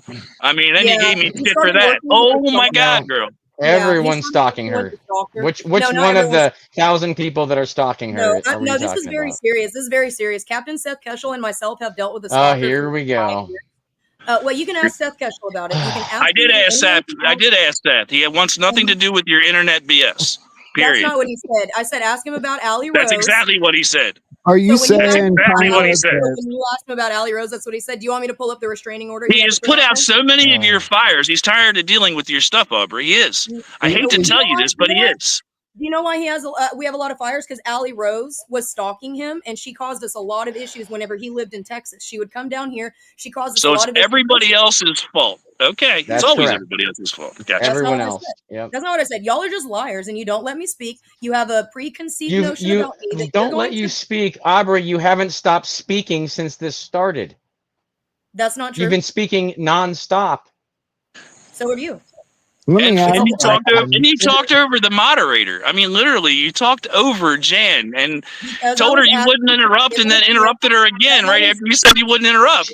You lasted 2 seconds, though. I'm telling you. Because I was asking, given a chance to immediately correct the lies that Mark Cook was saying, I was asking, before we change subjects, can I correct some of those lies? That's your position that even y'all wouldn't let me do it. Y'all wanted to let his lies stand, and then I'm supposed to at some point get a chance to correct them. But that's why, Jack, I'm asking if you want to bring me back on and you want to have a debate, could we structure it in such a way that when Mark says something that I can disprove immediately about, especially about myself or my own work, that I'm able to address that before we change the subject? Absolutely. And I'm curious, are you kind of saying that even if we vote early, there's still ways to manipulate the stuff on a county level? Is that absolutely 100%? So that's why everyone should be voting on election day. No, he's bullshitting. He doesn't know anything. Aubree, are your speakers working? Can you hear me speaking, or can you see my mouth moving? Do you remember what you did to me to get me on this debate? Okay, can I finish? Do you want me to show everybody? Do you want me to show everybody? Sure, do whatever you like. Can I share my screen? Great. If you can keep your mouth shut for a second, that'd be great, because I want to answer Jack's question. You're not going to control anything about this at all. You harass me. This is about my work, and I'm going to speak. I'm not harassing you. I'm just trying to educate you. Debate was about my work. So anyway, Jack, to answer your question, what people need to do is vote in person on election day, and that makes it the most difficult for the people that have been manipulating our elections to continue to manipulate them. Simple as that. There's a number of other things we can do, but certainly voting on election day in person is far smarter than voting early. He doesn't know how to describe how they'll do it once we get rid of the machines. He's just saying that because he doesn't want me to be right about anything. I'm not even kidding. He's that petty. Okay. Well, why do you think we should vote early, or that it's okay to vote early? Or are you just saying it doesn't matter, Aubree? I've never said that. I'm a big proponent of voting on election day. I've always been a big proponent of that, and Mark knows that. He's directly lying when he's telling people that I'm pushing early voting. I'm saying that because we have early voting in place, and without a bill, a piece of legislation to get rid of it, we're going to still have to deal with it, and we're going to need to find a way to lock it down. Because whether or not people vote earlier on election day, there's still an electronic database there that can be manipulated, that you cannot tell who did what. When it's all paper and in person, it's a lot more secure. It's a lot more locked down for a number of reasons. So I've always been a big proponent of voting on election day and making election day a federal holiday. Mark knows that. He is directly lying about me. I'm not lying about you. Your You comment, are. your comment So you're not telling specifically. people that I'm pushing early voting? So you're not So- telling people that I'm Sounds pushing like early voting? saying we need a little bit of extra security. Am I Yeah. right? It's kind Well, of no, Right. Jack, I just want to make sure. Mark, that are we you should keep telling access Mark, open. do you That's what the think that I'm comment pushing early was. voting? Aubree, Mark, this listen. whole debate is about my So, work. This whole Aubree, debate is about my work. I've been in This whole debate, cybersecurity this and whole debate is forensics about my work. This for whole debate is 40 about my work. years, This whole Aubree. debate I've been is about doing my work. this. Okay. This whole debate is You about my work. So answer my question. you've been Are you Aubree, telling you people that are I'm a pushing early voting? bartender. Are you You telling came people? from bartending Let me to ask. become an now he's gonna election insult integrity blue-collar expert. workers. Okay. What are I'm you pretty saying? sure I know a little bit Blue-collar more workers. about There this you go. than There you go. you learned in There's the bartending arrogance. school. What do It's you not think arrogance. There's I'm about the just telling you arrogance. our what do There's you experience. the think arrogance. about Listen to the the experience. There you go. That's all. There What do you you go. He think so about the stupid, guys. legislation, Mark? That's why he tells you and all of your viewers that it's not. You got to be So real I do smart. believe that legislation You got to be absolutely real needs smart to to understand change, this stuff. and we're unlikely to get legislative change in the That's time because period that people we like need Mark it do in not meet with order. the legislature. People like Mark do Aubree, not draft try bills. real hard to keep your mouth shut for like Yeah, 2 this has minutes. to See be if an No, you can do EO. that. absolutely not. This entire debate was about my Let's work. try that because And answer it's the hard. question. So Are the you whole telling point of people that I'm if pushing Jack early asked a voting? question, I would Are like to you be able to telling answer people it that so I'm people pushing could early voting? actually hear it. Are you telling people So that I'm pushing can early you voting? just keep It- your mouth Are shut you for like telling 2 people that I'm minutes? pushing Sounds early like voting? you're on the same page, though. Are you telling people? Yeah, We but are, what I but don't he's understand is why she lying can't about me. We're shut on the up for same like page, 2 but minutes he's a so I can liar. answer your Mark, question. are you telling people that I'm So pushing early voting? Yes or no? Are you telling people that? Yes or no? Because everybody here knows the truth. What are you Do gonna? you What are support you Scott going to say? Pressler? Yes or no? Yeah, I support Scott Pressler. Well, there you go. No, yeah, that's not there the you question go. I asked. That's not the And question the I other asked. I want all yeah, of your well, we viewers can to go to see how that. That's the So only disrespectful I question am. we need answered. That's it. we've done it enough Question times. you I mean, did. we'll do it Now again I'm here. gonna There ask you you go, questions right there, because the whole Aubree. debate's about my work. You Thank you, simpleton. Scott. We at tbtr.us, which by the way, the we is there's no we. There's just one person. It's just her. Have the plan to clean up the abuses in early voting so we can keep the access open while locking down security. And the problem with this is it doesn't clean up all the abuses because half of them are being totally ignored by someone who doesn't understand the sophistication of it. Please list Okay, them. so she's done a good Please job. list. She's got a lot of Can you this go stuff into figured detail? out. And I'll tell Can you you go what, into I don't detail know a about what I'm single other missing? bartender that has jumped from bartending right into election integrity that has figured out as much as she has That's in the this time arrogance. period. That's the But the arrogance. That's problem why is I'm not she nice to doesn't you. understand all of it. Yeah. And Yeah. that's the issue. And speaking of arrogance, when someone writes, That's the order your arrogance. wife around, I'm not your bitch, but I'm the head bitch in charge in Texas elections, so shut up and learn, pussy. Is that That's not what happens arrogance? when you I mean, you harass me have to for weeks learn and weeks to on end, listen. and you lie about my work. When you lie I'm about not my work lying and you about your harass work me at for weeks all. and But weeks on anyway, end, I don't think and you we're really tell people getting that I'm doing anywhere. I things mean, that I'm it's not doing, impossible to have a and you tell people conversation. that I'm pushing And early this is voting. exactly, this is what happens online too. When people try to discuss Yeah, things, you lie and they I get, correct you, and then you try to in, gaslight We me in and get put addition to accused her of mouth never harassing her if we stopping. try to discuss things. That's the way it Exactly. works. If you You discuss know. anything, you're y'all calling harassing me her. a And shill her is not a fingers never discussion. stop and her mouth never Y'all stops. calling me a And shill is it's not too a bad. discussion. It is really too Y'all, bad. it's really too bad. You're such But an anyway, arrogant Jack, little thank you. shit. I'd be more than happy to discuss things further. Obviously, this is very difficult when someone's completely talking over you the whole time. Mark, I we'll would, have He's you on next continuously week, brother, trying if to you tell want. me they're Let's do it. bossing me I would around. love to They've talk been with bossing all of me you. It around. seems like we're And all calling me really a on the shill same and a grifter. page. That is not a discussion about early voting when y'all are calling me a shill and a grifter without discussing the contents of my report and why No, I said I you supported a shill and a grifter. I never said you were a shill or a grifter. I said you supported one. Scott Pressler, shill, grifter, straight up. You, well, I don't that's your think opinion. that. That's your I opinion. don't, actually. That's your opinion. Okay. Well, Scott all right. Pressler If you aside, change your mind really about doesn't. that, that's fine. it really doesn't matter, and I don't think it matters at this point who said what. It just matters what What happened everybody's was I shared a post stance from Scott is. saying, "Hey, I've got a proposal to secure early voting," and they could not handle it. And they bothered me until I finally agreed to come on and debate them about the points that they were misrepresenting my work was saying. I never asked to debate you.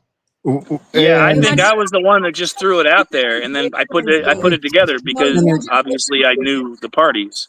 it seems Anyway, like Mark's saying it's an okay proposal, but maybe there's a little bit more to it that needs he says working I'm missing on. something, but he won't list sounds what I'm exactly missing. what he's saying He to won't me. list Yeah, he won't list what I'm missing though because he doesn't know. He's just gonna gaslight all of you that you're I've stupid, that gone you were over stupid it before. repeatedly. Here it goes. No, he hasn't. He'll gaslight you and say that he's done that, but he hasn't. And he won't do it on demand, and he has never done it. He'll say, "Oh, I've gone over that." Why don't you list one of the things that I'm missing? Why don't you list one? Because surely you're not Yeah, making you're stuff muted. up. Surely you have to say.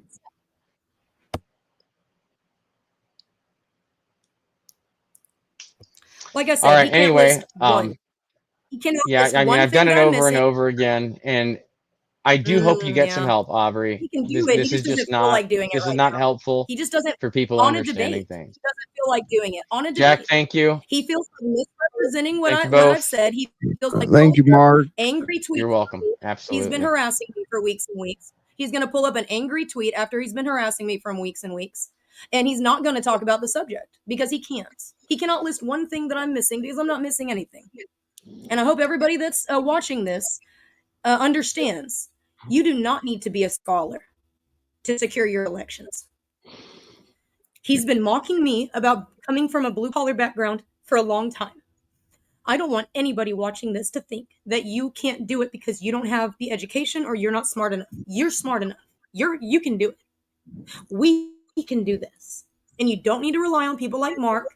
Mark has been harassing me about everything. You can go onto my X. It's Aubree at 7 High Seas. In every post that I post about my work, Mark comes and goes on these long diatribes where he's mocking me, mocking my intellect, casting aspersions against me. And if I defend myself, he goes and says, "Well, Aubree, you really need to seek therapy. I'm concerned about your delusions." You know, he's a very abusive person.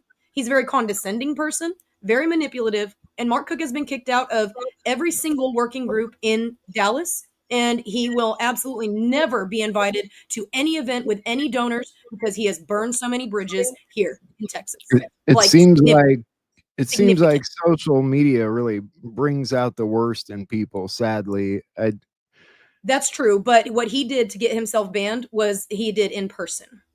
He it's did it here when he was traveling with his hand counted ballot, his little road show. By the way, Mark is pushing the use of scanners for his hand counted ballot method. We've got the Echo method, which requires no scanners, no e-poll books, 100% paper. Mark's not going to be upfront about that, but every one of you who's seen one of his little demonstrations knows that he's still using scanners, and he doesn't even know how to cast. He doesn't even know how to do a paper election. Do you think they intend to go to 100% paper ballots? Do you think that's where Trump's taking us? Yeah, I hope so. I do hope so. See, because Trump does understand a lot of these issues. Trump's not a simpleton. And so I really don't appreciate Mark suggesting that Trump doesn't understand. He does. He's actually quite intelligent, and he knew that he had to get every single legal vote no matter what. And he wasn't willing to risk, what happened in Arizona the last time that they, did what we want. Well, where we say vote on election day and they ran out of ballots. He was absolutely unwilling to risk that happening. And so I know why the RNC and Scott Presler were pushing vote early. And it wasn't because they were being corrupted. It was because they did not feel like they had a better way to secure the maximum number of votes, and they were unwilling to discourage even one voter from voting. I know all the people I talk to want paper ballots. It seems like if we had just paper ballots, that early And voting paper poll would books too, be and paper poll books. a lot safer if, like you said, what you were talking about on the county level and checks and balances, sort of. Um, with you were saying provisional ballots for people who kind of just show up and you don't know Yeah, who they're they not are, registered, stuff like that. don't have an ID or whatever. Right. Yeah, I mean, Anyway, your co-host was horrible to me. Despite that, I agreed to come on and do the debate because it's important to me that people understand that you don't need to rely on an arrogant asshole like Mark Cook who says that most people are too stupid to get this. Most people are not too stupid to get this. Elections should be simple enough that we can explain to our children how to cast a ballot. that I definitely agree on. That's the thing. There's so much of it. It gets confusing for people on my level and just everyday regular people, and we're desperately trying to understand. Um, and I know everybody seems to want paper ballots. I know a lot of people want one day voting, but it does seem like That'll come with some legal challenges. I mean, we can want it all we right. want, but we're going to have to be really careful about how we go about securing it. I mean, I don't even know if we can get rid of early voting. In Texas, we've had it for a very, very long time, longer than most states. It's a very difficult. It's a whole task, which is why I wrote my report. And I actually, what I don't advertise is I actually work for the Election Fairness Institute. I'm actually not just a bartender, though I'm not ashamed of coming from a service industry background.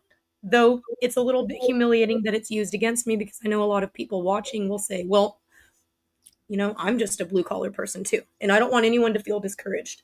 I was just a heroin addict for 7 years. Well, don't tell Mark because if you ever disagree with him, he's going to exploit that vulnerability. He thinks that it's a vulnerability he can exploit to tell people that I was a bartender. It's true. There are a lot of really intelligent bartenders out there. I don't know what to tell Mark, but I'm actually a poll watcher as well. I've been doing it for 5 years. Mark's never poll watched. The things that he says are highly speculative and all kind of theoretical, and unfortunately, even a lot of my evidence against the voting systems is theoretical because we haven't been able to prove it. We haven't been able to obtain one of the servers to be able to look at it and prove one of my theories, maybe about the unlawful relational database. We haven't been able to do that yet. So a lot of what we believe is happening on the ground level is mostly speculation, meaning we're not able to necessarily prove it in a court of law. Otherwise, we would have already. So, Right. Mark's suggestion that he's part of some clandestine group that really knows what's going on, that's the same group that was pushing the PCAPs for Mike Lindell that were never real. So you got to really take it with a grain of salt. These guys have dwindling relevancy, the Lindell Circle of Experts, and they are viciously fighting to preserve their relevance in this movement. And if you go onto my X, you can see, I do consider Uh, 50 plus comments calling me names, and that guy said I called him a twit. Yeah, he called me a twit first. I didn't call him any names first. He came in with that. And when I gave it back to him, he all of a sudden, it was a problem. It's fine when he does. It's a problem when I do it. And it was all on my post. I wasn't on any of their posts. They're posting about me constantly and lying about me, saying I'm posting early voting. That's the whole reason I'm on this debate. But what no, is it was not. uh, It wasn't what, structured very well, and it's not your fault because I don't think they yeah, prepared me for this. no, This was a we last really didn't minute have time. little. This was a petty little exercise for them to try and embarrass me. That's what this was. They used you for that purpose, and I'm sorry. I'm happy to come back on and discuss my work with you anytime. Can I ask real quick what a PCAT is? You were saying with Mike Lindell. Yeah, so some of your viewers, if they've been following the election integrity movement for a while, the PCAPs, it's short for packet capture. It was something that Mike Lindell had been pushing, but it's been widely debunked now. But for a long time, that circle of experts was pushing that, and Mark Cook was a part of that.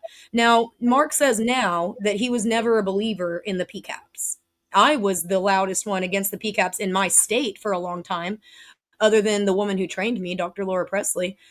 We knew that there's no way that the PCAPs could be real. The PCAPs were supposedly evidence of foreign interception and manipulation in like our voting systems, right?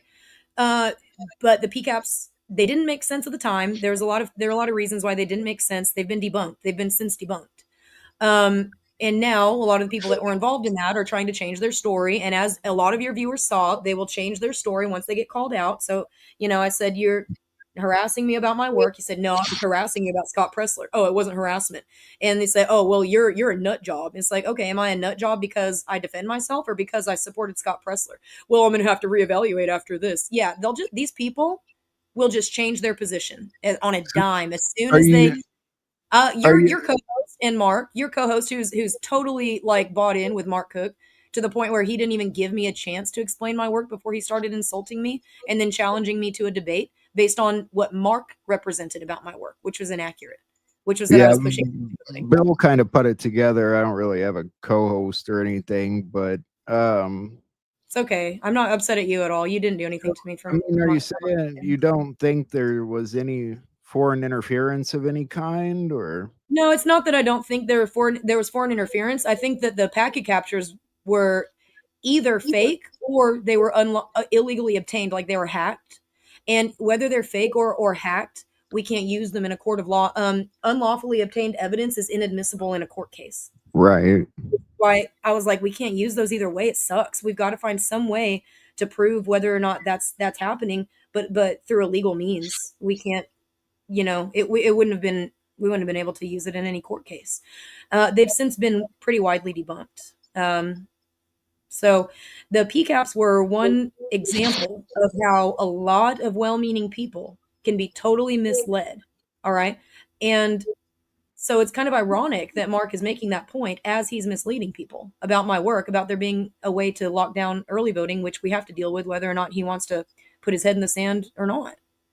I mean, we still have to deal with it. He can ask people to vote on election day all he wants. We've tried that. And again, in Arizona, it actually ended up kicking us in the butt. We kind of shot ourselves in the foot at a certain point. So we need to be very strategic about how we handle this.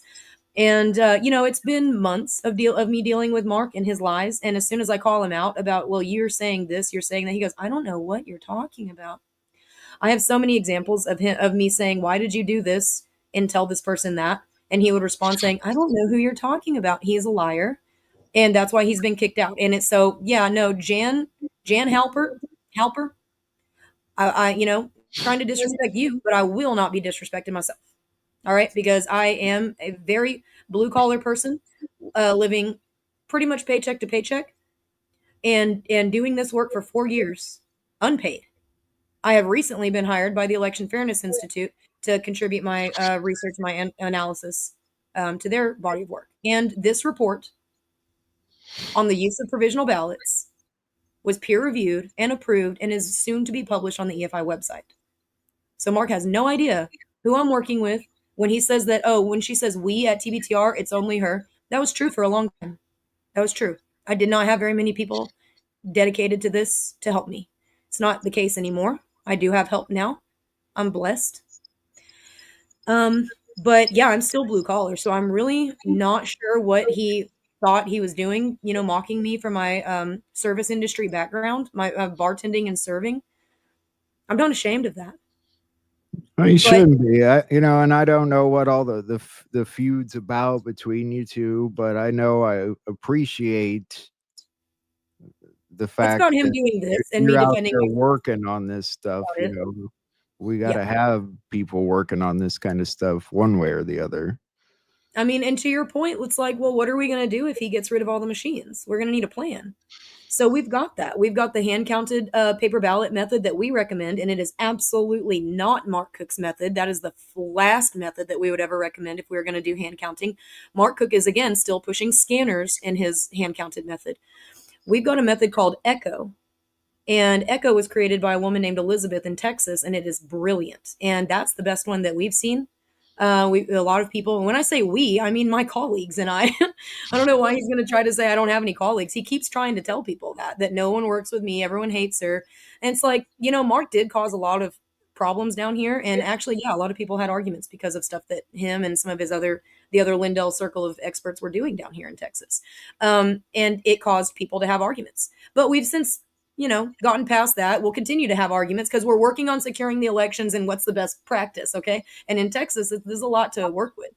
So yeah, I mean, good people sometimes debate each other. And I wish that Mark would be one of those good people, but instead he is a very dishonest person going around misleading people about my work. And I only agreed to this debate because they were nonstop. My phone was blowing up with multiple of Mark's followers harassing me. And I do consider, like I said, 50 plus comments on one of my posts calling me a shill, a grifter, a twit, all this stuff. Yeah, I consider that harassment.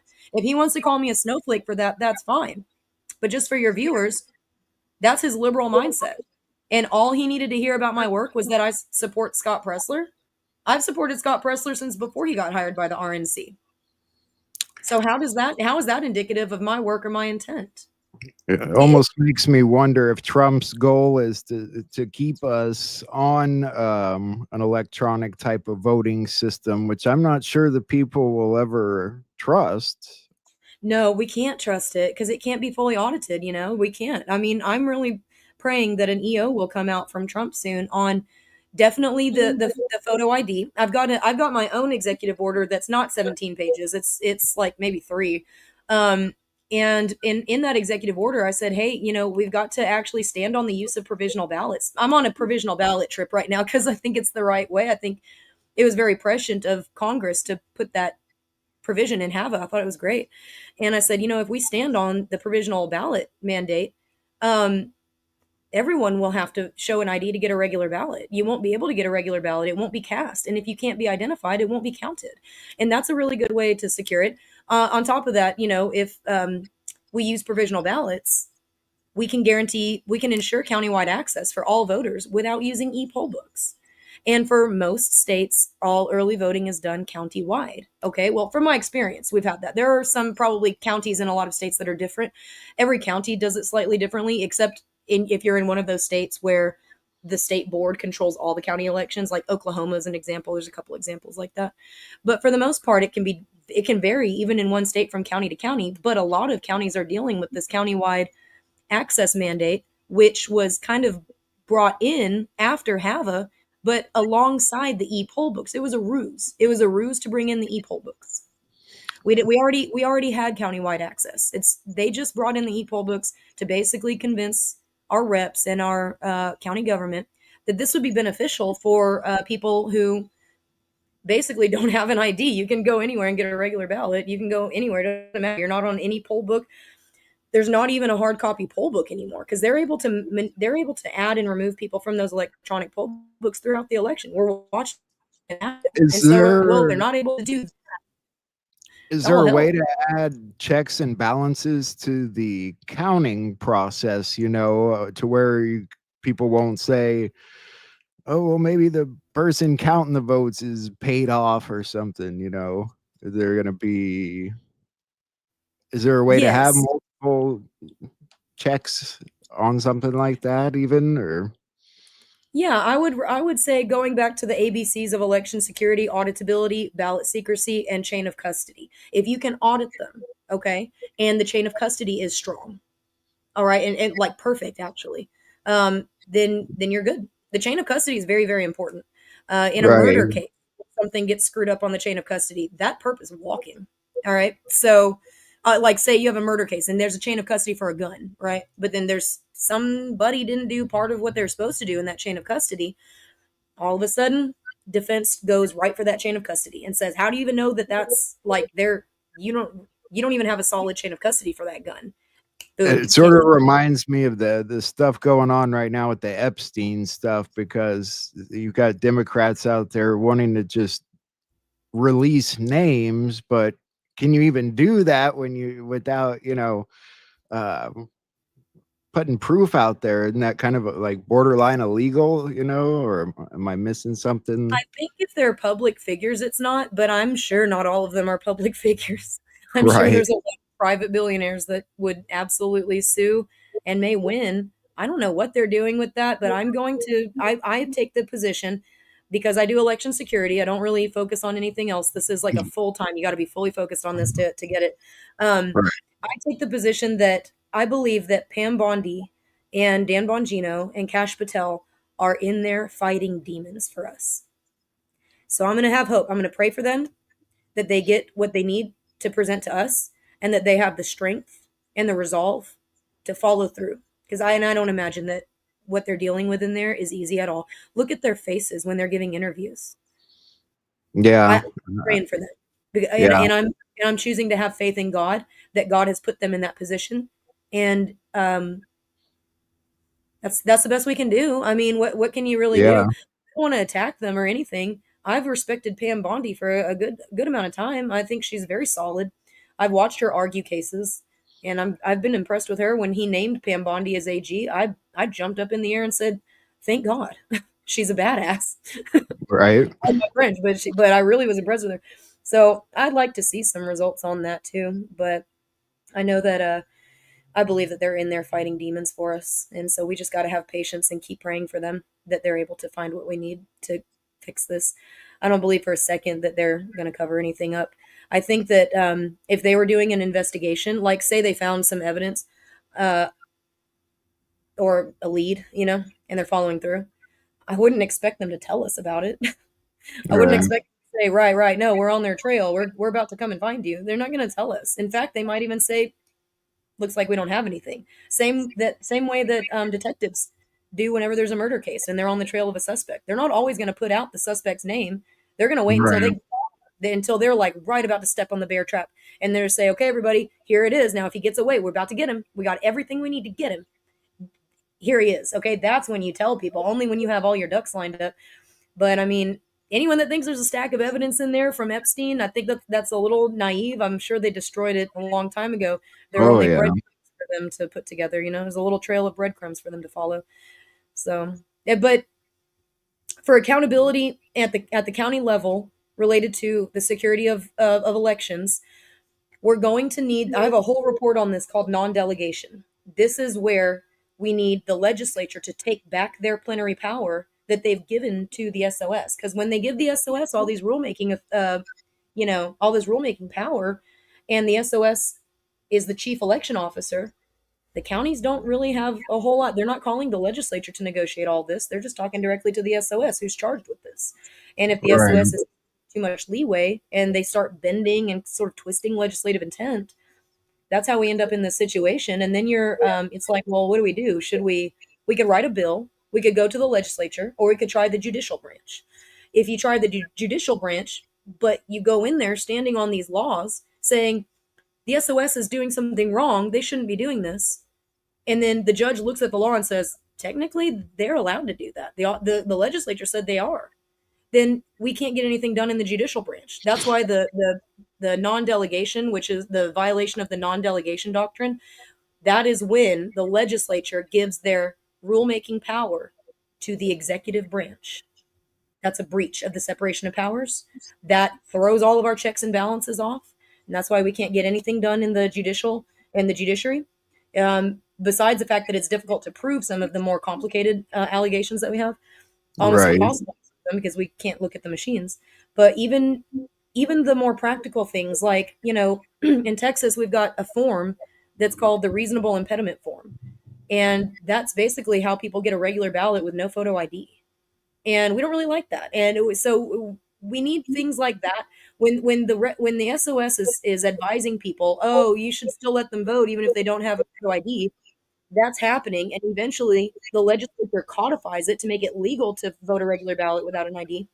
That's the nasty circle. So we need to the legislature needs to fix all of those laws that give the SOS any rulemaking authority at all. The legislature needs to lay out exactly what's authorized in each state's election.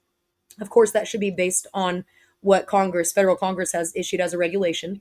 And some of those regulations are very, very good. Paper ballots, paper audit trail, photo ID, provisional ballots. So as long as the states are operating on those, and they're writing laws that say we're not giving you any more rulemaking authority because clearly you're just going wild with it.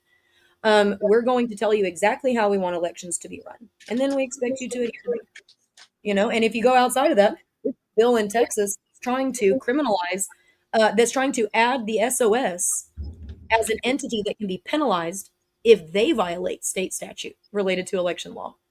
Of course, the SOS is fighting that. They don't want to be penalized if they advise counties to or how to break the law. They want to do that with impunity. So we're Right. trying to clear it up, but it's going to take clean legislation, and then it's going to take having that plan, like you said.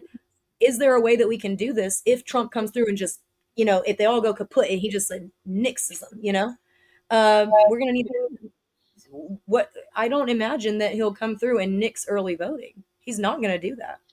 No, probably not. And it's not because he doesn't understand the issues with early voting. That's not why he's not going to do it. He's not going to do it because he understands that there is a way to clean up early voting, and that early voting is very, very helpful for a large number of people. So that's the hard thing to navigate when it comes to this. You can be idealistic like Mark, and you can live in, theoretical land. Okay. And you can get all of your friends to attack people that have real strategy. You can bully them onto a debate. Okay. And then you can act totally cool and normal. Okay. Like he always does. And while he's lying, and he'll just continue to do it. And unless I'm given a chance to say, Mark, stop what you're saying right there. I'm not pushing early voting. Please stop suggesting that I am. They set this debate up to make it look like early voting versus non-early voting versus election day voting. And that's totally dishonest. Yeah, And that's Mark's been doing this to me. Mark's been doing this to me for a long time. This is why I agreed to come on, so that I could accurately represent my work. I barely got to do that because Jan, bless her heart, doesn't know what she doesn't know. She doesn't know that I'm not pushing early voting. Everybody thought that I was pushing early voting. Totally dishonest, totally unfair, totally untrue, and very frustrating, very hard to deal with. It's a lot of cleanup work I have to go back and do behind Mark when he does this to me, and I'm tired of it. But I'm happy to get to come back and discuss my work. Anything you want to talk about. There are no questions. I always tell everybody who subs to me or comes to my events, no questions are too stupid. Everybody has to try and understand this, and every county is different. So I might be describing something and someone's thinking, it doesn't look exactly like that in my county, but I kind of think maybe it is. And they might wonder if they're going to ask a stupid question. No, everybody that has a question, there's 10 other people that are wondering that too. absolutely. If you ask your question and we can answer it, that's great. I don't believe in stupid questions. I don't care about your background. I don't care if you're blue collar or white collar. We can do this. And you don't need people like Mark telling you that you're too stupid. You don't need people like Mark saying there's no way to secure this. Okay? You don't need that. We need people like Mark. If he agreed with my work and he said it was good, then why are we here doing this debate where he's tried to position me in defense of early voting? Because that's not what he was saying. He wasn't saying it's good and he agrees with it and all that stuff when they were insulting me to try and set this debate up. That they left, by the way. The only reason that I'm actually invested in this is my work. I already blocked out the time of my day to explain my work, no matter how long it was going to take. Because this is the epitome of my work, and this is my life now. Well, I do appreciate you sticking around and answering my questions and being willing to help us learn. That's why I think we were here for. But your questions are very practical, and that's the kind of question that I think the questions that you are asking are the exact kind of questions that everybody's wondering. And we need to be able to say, all right, guys, this is how we're going to do it. Is everyone ready to talk about how we're going to do it? And we need to make sure that we're not bringing in additional machines, Mark, because he's bringing in new scanners with his method for how to do it. Our method with Echo, we're not doing that. We need to figure out what we're going to do about early voting, because if Trump does away with early voting, then okay, I guess the problem's solved. I don't think he's going to do it. So I think we should anticipate having to deal with it. I think that's wise. I don't know. I did not anticipate any resistance to finding a way to secure early voting. So I was taken aback by the fact that people who read it they didn't read it is the point. Mark said that he looked at it and then he searched for the word early and he didn't see it. So that's telling you guys he didn't read the report. He just tried to look and see if there was anything in it that he could use to frame me for pushing early voting, which I don't. I totally I'm a huge proponent of voting on election day. I always do, and I always suggest that people do. I always do. But one of my friends who's a candidate that I helped a little bit with a recount and everything, this candidate is an Orthodox Jew. Saturday is his Sabbath, and a lot of our elections in Texas, the election day is Saturday. Not all of them. The federal elections are they're mandated, at a specific time. But he also has a lot of Orthodox Jewish holidays that pop up in the calendar, and other religions have holidays too, in which the followers of that religion, they focus on that. Like when Orthodox Jews go on their holidays, they're totally anti. They don't have any technology. They don't use any lights. They don't use a car. They have to walk everywhere for the time being for their holiday. So that's one example. There are many other examples. Somebody left a comment saying, some people are disabled and they have to vote by mail, or they have to vote early, or whatever. Yeah, there's a lot of people. us, I mean, a lot of us just forget things, it is kind of nice having more than one day, because it's very easy to get caught up with stuff and forget, oh yeah, I was supposed to vote the other day. And Trump doesn't want that. Trump doesn't want to miss votes just because we're telling people, oh, vote on election day. Don't even try to vote early. Don't even try. It's not, your vote's not going to count. Trump will never, ever back that message. We actually tried. We tried. Tried to get him to say,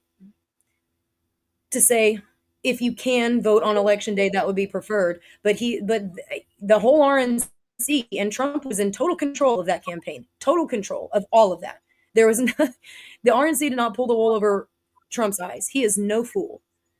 They were dead set. They were saying, unfortunately, we're uncomfortable and unwilling to discourage any voter from voting in any way. If people want to vote early, we're not going to shame them. We'll say, thank you. We want your vote. Right. So you got to work with that. Whether it's ideal or not, we still have to work with it. And we've got really nice bills in Texas drafted to handle early voting. One of them is to actually, in Texas, there's a gap. There's early voting for 2 weeks, and then there's like a weekend gap, and then Monday, and then that Tuesday will be like the federal election. That gap is kind of justifying them. When I say them, the SOS and the county election officials, that gap is kind of justifying them to treat early voting like it's a totally separate election than election day. And so what we've got right now proposed is to close that gap and to lock down early voting from, instead of a 2-week time period with a gap and then election day, that it's like a 5-day period of solid, and it's all run like one election day. And of course, people will go to sleep. It's not like it's 24/7 voter access. Right. People will sleep. But we're gonna lock it down, and there are ways that we can adjust the way we do early voting that will restore a significant amount of security. Which, again, that was my whole point. The report on the provisional ballots, that was not designed only for early voting. That was designed for the entire election. That was designed for election day and early voting, because a lot of the election day counties, on a lot of the counties on election day, they still vote countywide. So it's like, well, if you don't want to start turning people away, or you don't want to start, you don't want to, oh no, we don't have a mechanism to do countywide access unless we have the e-poll books. You're going to have to find a way to do it. And it's pretty simple, actually. That's why I told him it's not that complicated. We just need to say, we don't need your e-poll books. We have provisional ballots. And with provisional ballots, we can guarantee countywide access. That right there will secure, at least in Texas and in the 12 other states that I've been looking at, that will secure their early voting by a significant amount. I'm not saying it's going to eliminate all fraud. And I'm not saying that I know it. Mark's saying, oh, people that think they know everything and they're just a bartender. He's extremely arrogant. People do not like him here. Yeah, I'm just a bartender. And so what? And yeah, go and go to any other bar. Anybody who's watching this, okay? If you work at a bar and Mark Cook comes to your bar, just remember what he said. Okay? Because that was ugly. Because it's ugly. And what he's been doing and saying to me for months and months has been hideous and ugly. And he's actually misleading people that we don't have a way to secure early voting, and that we need to do everything on election day, which, again, sure, yeah, we basically agree with that. But you cannot predict how anyone votes, and you cannot their choices on the ballot. You cannot predict that. And it's arrogant to assume that you can. You can surmise, but you cannot accurately predict that. And you cannot decide how people can vote. You cannot say this or that. I want to point something else out too.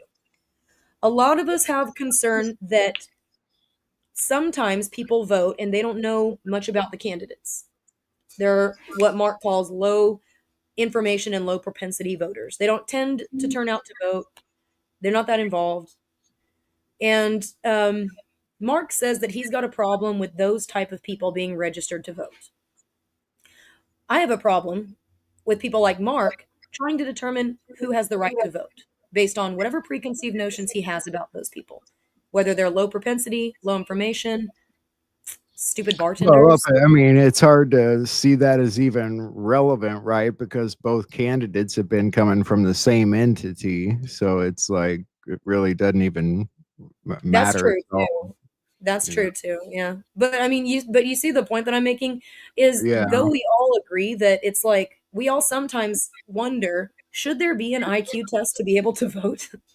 That's unconstitutional. So his Right. sentence was unconstitutional. That, oh well, he's going out and registering stupid people. And who does Mark think is stupid? Bartenders, normal people. I have a big problem with that. I have a big problem with people saying, "Hey, you're too stupid. I don't think you know enough about this election to vote." And that's the attitude that Mark takes with a lot of topics too. With a lot, it's not just that. I mean, he's thought himself out of Dallas work groups entirely. Nobody wants Hmm. to work, and it's not because now I will say there's not one person in Texas who would be surprised that I had a bad attitude here today.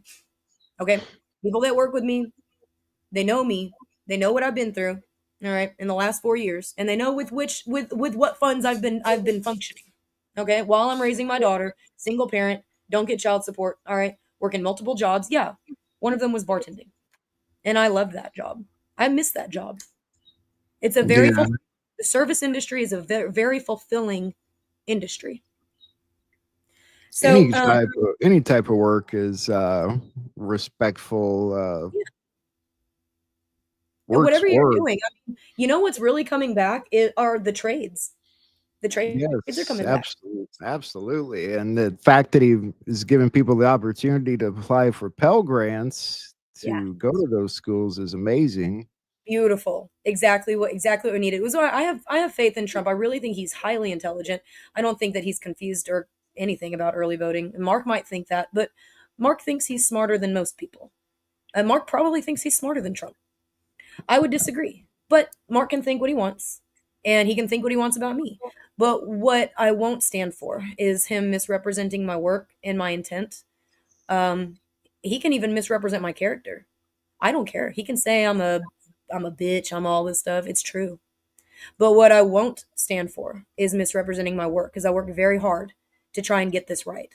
And I'm very open to constructive criticism. In fact, I take a lot of it. I take a lot of it. Not only on my attitude, but like my work. I want to make sure if I got something wrong, or if there's something I'm Right. missing.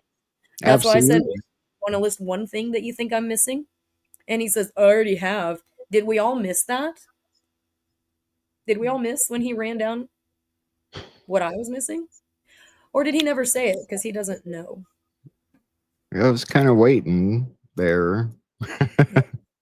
I'm happy to come back and debate him when he wants to read up, but again, we'll do if we can, if possible, because it is difficult for me to. I'm having to sit here and write notes about all the things, and it's unfortunate because I'd love to hear what Jan Halper had to say, but we're not going to move from subject to subject without me being able to clarify some of the misrepresentations made by Mark. Because why would we move forward on the debate when something has been misrepresented, and that's being used as the grounds to move forward? We're not going to do this. Whole debate was about me pushing early voting, and I don't. Right. It's been an interesting debate for sure. I want to apologize for not keeping my cool whenever the lies were kind of allowed to stand. I want to apologize to you, even though I don't blame you for any of this, but you were there to experience it. I I'll give eventually. everybody a chance, and I appreciate you being willing to stick around and at least answer what I had to ask. And I appreciate you're passionate about what you do. Yeah. Anytime you want to bring me back on to ask any questions or even just do a Q&A with your audience, I'd love to do that because there's a lot of questions that I'm happy to answer. And I'm never going to tell anybody it's too complicated for you to understand. Like Mark Cook, he loves to tell that to people. I will never say that to you because it's not. Because it's not. the voting systems, yeah, if you want to get into the voting systems, they're a little complicated, but we're eliminating them. So We have to make stuff easier for people to understand, like it or not. So because bartenders are people too, and whether or not they're low information or low propensity, if they feel inspired to go and vote because of a particular issue, they have every right to do that. And Mark doesn't get to decide that, oh, they don't know enough about all the rest of these. They shouldn't be allowed a ballot. They shouldn't be registered. That's wild to me. That's wild. But I'm just happy that, we gave him a platform to show his true colors and so that everybody can see. My true colors, you can't miss them. All right. I can't hide. I wear my heart on my sleeve. But I we're can. living in a difficult time period. It's unlike anything any of us have experienced. It's we're living in a nightmare of a time period, but I think there's a lot of exciting things on the horizon if we keep working at it. Yeah. Well, I like your energy. I'm happy to do a Q&A or talk about these subjects with you. If it's just you and I, or if we can structure it that way to where when I feel like Mark has made a misrepresentation that I can immediately address it before we change subjects. And nothing against Jan. I'll eventually apologize to her because I am sorry for interrupting her. I'm sorry that I was put in that position. Yeah, I understand. Dude, I under I'll keep doing it if the lies keep happening. I'm not gonna be the only one uncomfortable here. I understand what it means to be passionate about what you're working hard on. So Well, thank you for this. If you're interested, you could email me. I'll put it. I think I put it in the chat already. It's just takingtxback@gmail.com. You can follow me on X. I post all my stuff there. There was a whole line going on about me being a shill and a grifter. All my Substacks are free, but I do have a paid option just in case somebody wants to support. I mean, I've been doing this for a long time with almost no funding, and so I do have a significant number of subs who sometimes like to donate. They like to throw me $20 here or there, nothing and wrong with that. There's no, nothing and I wrong don't, with and it's not necessary. I'll release my information for free, but if they want to help, they can. So it was brutal. What they were doing to me the other day. Your co-host and Mark. It's a little brutal. And so I agreed to this so that somebody would be able to maybe hear me out, maybe get, about my work. So I appreciate you doing this. I do not apologize to Mark or to your co-host because they were horrible for the last few days. But you seem great. I'm happy to come on and talk with you about anything. We do have an event coming up on September 11th in Dallas. Well, it's in Arlington. It's kind of in between Dallas and Fort Worth, where we have Dr. Jerome Corsi, Senator Mark Fincham from Arizona, Captain Keschel, and a woman named Cynthia who's representing the Frederick Douglass Foundation. We're partnering EFI, the Election Fairness Institute is going to partner with FDF, the Frederick Douglass Foundation. And we've got a really, really nice game plan that we're working on and a few new announcements. That's on September 11th at VB Steakhouse in Arlington. And it's $125 for a seat. It's all you can eat Brazilian steak and salad, complimentary drinks. And you're going to hear presentations from all of those men. And the number one presentation that you're really going to want to hear is what Senator Fincham released about the Act Blue magic mortgage fraud. I don't know if y'all have seen that, but you would love, I think you would be all over that. I really think you would like that. This is exactly the type of mechanism in place that kind of just goes under the radar that people don't notice that's facilitating some of this election fraud. Like kind of Mark said something that was kind of right. They sort of like create this narrative about things. And in order to create that narrative, they have to put some funding into that. And they have to there's a lot of infrastructure that goes into creating that narrative. And you got to pay right. people. Well, there's a lot going on with Act Blue. They're pretty bold about it. I would highly recommend that you check out sub to Senator Mark Fincham. It's at Real Mark Fincham on X. And just read as much as you can about that Act Blue magic mortgage fraud, because that is actually a huge deal. And he was working on that report for a couple of years, and he recently released it. Like, I think it was like 2 months ago. But we're going to hear a lot more about that coming out of the DOJ. I'm praying. But I think that you guys would love that. And, Mark Fincham would be happy to come on and discuss it too. He loves, Mark Fincham also loves blue collar people. One time, 3 years ago, Mark Fincham, when he was running for Secretary of State, actually somebody hosted a fundraiser for him here in Arlington, and I went.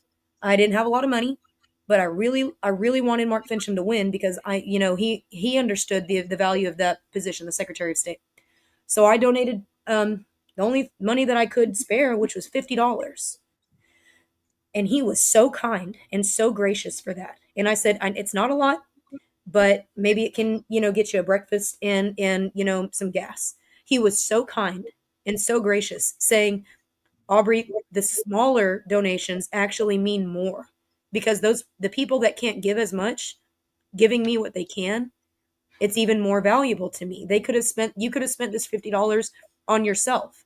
And I said, no, I've budgeted. I'm okay. And he said, the fact is you budgeted. Some people don't have to budget, but the people that do, they're giving what they can, and it means the most to me. It also shows me that if I have a lot of small dollar donations from blue collar people like stupid bartenders, like me, it means that he's reaching regular people. The regular people are hearing him, and they're understanding him, and they want that. So again, just a nod to the blue collar people out there. Um, I respect you. I know you can help me do this. We don't need to. You don't need to be a scholar. You don't even need to be a gentleman or a lady. Look at me. We can get this stuff done. Okay, we can just put our heads together and get this stuff done. Okay, and if you don't have any money, that's fine. You don't need to donate. Just people reading my reports and helping out and giving feedback. Big help. A lot of people. I will. Let me give Mark. Let me give Mark one piece of credit. I released a report and he called me and he said, hey, in this report, you use the word internet. I suggest you change it to the term network connections instead of internet connections, network connections. And I'm looking at it and I said, you're right. No, you're right, because network is a little limiting, right? Or internet is a little limiting. Right. I'll change network connections. So I took that critique from Mark and I re-released my report with that one word changed. That one word change I thought was important. I thought I agreed with him. I said, no, you're right, actually. And he agreed with the rest of my report. That was how Mark and I first got connected. Was he called me to say, hey, I read your report and I basically like it, but I think you need to change this word. And I was like, you know what, you're right. I'm open to constructive criticism. I'm open to I have an open mind. But I'm absolutely intolerant of people misleading me, misleading people about me, about my work, mostly about my work. He can say I'm a bitch and he can say whatever, but I would rather him not lie about my work because that is harder for me. People can get past my attitude because they really don't have to deal with me very long. I'm really, most of the time when I'm working with people, we get along just fine. But whenever there is an issue and someone might be like, oh, it's usually like, okay, Aubree, like, I'm going to read your work. It's no problem. I'm actually going to read it this time and I'll get back to you. And they might wonder if I'm going to get mad at them with what they say back to me. But I don't. I never get mad at them when they read my report and they get back to me about what they thought about it. Okay. It's when people don't read my report, misrepresent it, and spread around lies about me. That's whenever I get upset. So, and that just continue to happen. And I think that everyone should expect that. I think that if Mark's going to continue to mislead people about my work and cast aspersions, everyone should brace for my reaction. Yeah.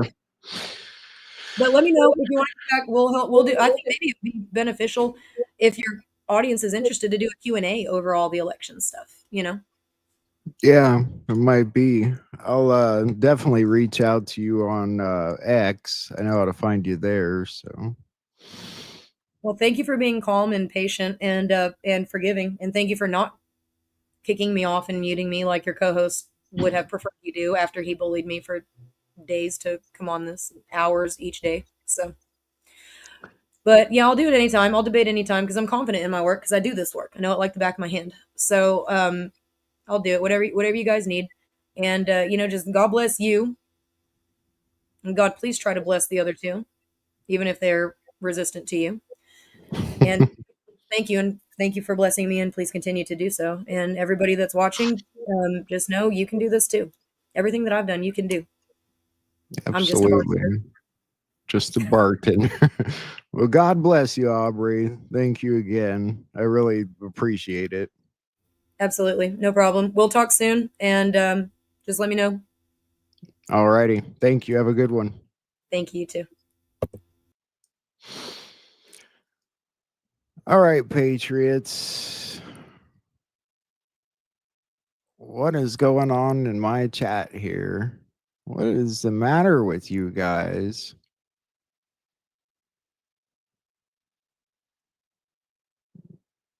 You know, it's a sad part of the world. Sometimes we get caught up in these things, and I've done it too a lot of times. So you get angry.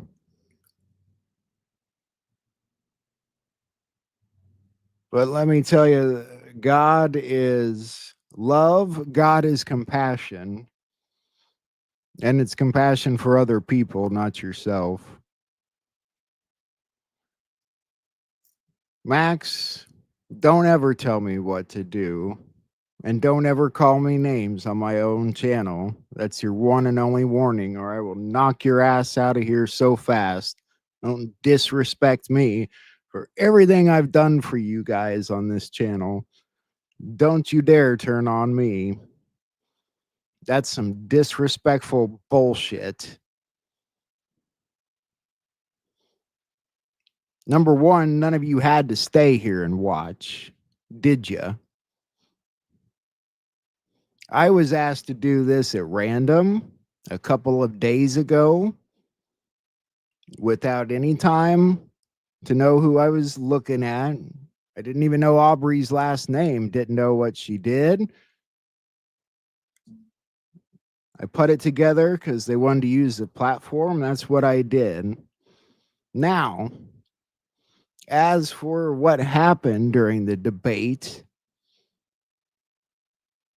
I wanted to learn some stuff. That's the point of a debate, to learn things, to progress, to grow as a people,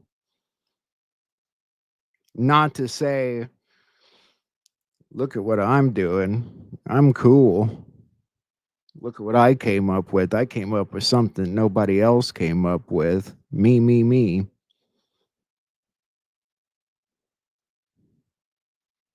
I'm pretty sad about this whole experience, really.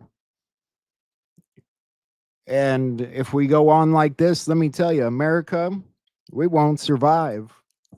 You can pack your bags now and take a shit all over it. Acting like this today, everything that happened here, all of it, we will fail. There's not enough fucking Trumps in the world that can save the people if they act like this. People, they want answers. They want money, want answers. Fuck your money, fuck your answers, and fuck you. That's what I say. For crying out loud, what role are you playing in all this? Everybody needs to be playing a role. Everybody needs to be showing love, compassion, and trying to make things work and trying to grow as a person. And if we can't all do that together, we're fucking done for. What's sad is those two were pretty fucking close on what they were talking about. It wasn't that far apart.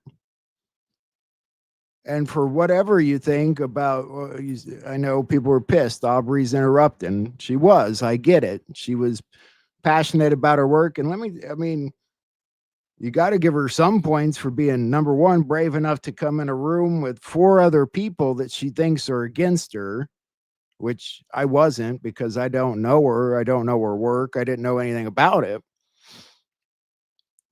Okay. She thinks we're going to just silence her, cut her off anytime. So she's passionately trying to get her point out before she gets cut off. So she did some interrupting. But at the end there, I was trying to intervene since Dr. Jan just left and everybody just left. And then we got to a point where I asked Mark the next question we needed to figure it out. And what did he do? He didn't answer. He left. So points to Aubree for at least sticking around and trying to teach you assholes something. Sorry for saying assholes. Most of you are very awesome, nice people. But for some of you, you better think twice before you ever disrespect me again. I am just. I'm not sure I'm ever coming back. This may be my last show. I am just done. I am disappointed in all of it. I can't. What a shame. What a fucking waste of time, life. Just take two people trying to both work on something good for the country, and we can't spend an hour coming together.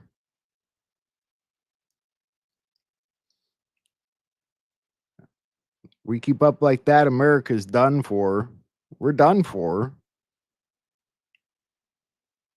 And I would, maybe they are fucking us all over, because if we continue to act this ignorant as a species, why would Trump waste his time even?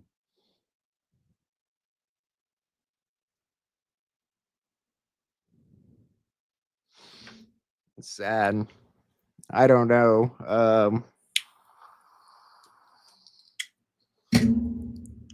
I'm just done with it all. I'm done. I'm trying to do what I do. I put 16 hours a day, easy, without a doubt, in working on this shit. And what's happening? My numbers are going down. Well, they went up a bit since I interviewed Juan, but they're going down again. And why? I'm trying to too hard is what I'm doing to put together things that really don't mean shit to anyone. Is what it seems like. Um,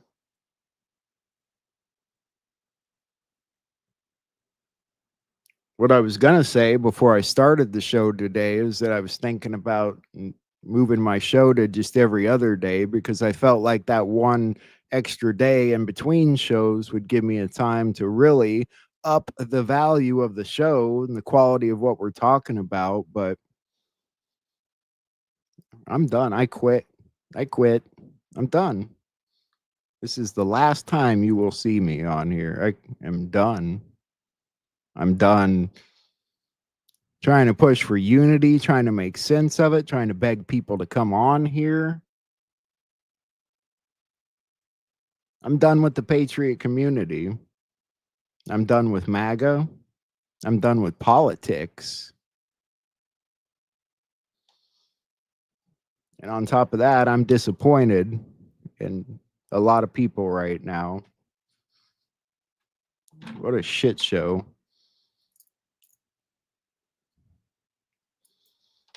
And everybody just leaves. Everybody just walks off and leaves.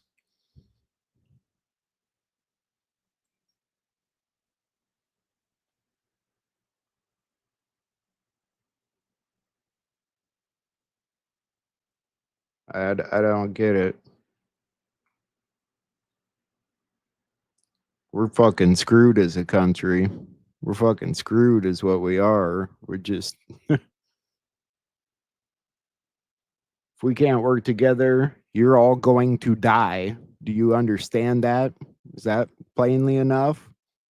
They're going to feed you poison. They're going to poison your air. They're going to kill your children after they rape them. You're all going to die. They're going to suck your blood like they're fucking spiders. That's what's going to happen to you if you don't start working together. Grow the fuck up. Get over these petty fucking social media arguments. What are we in junior fucking high? We're all supposed to be adults here. Jesus H. Christ.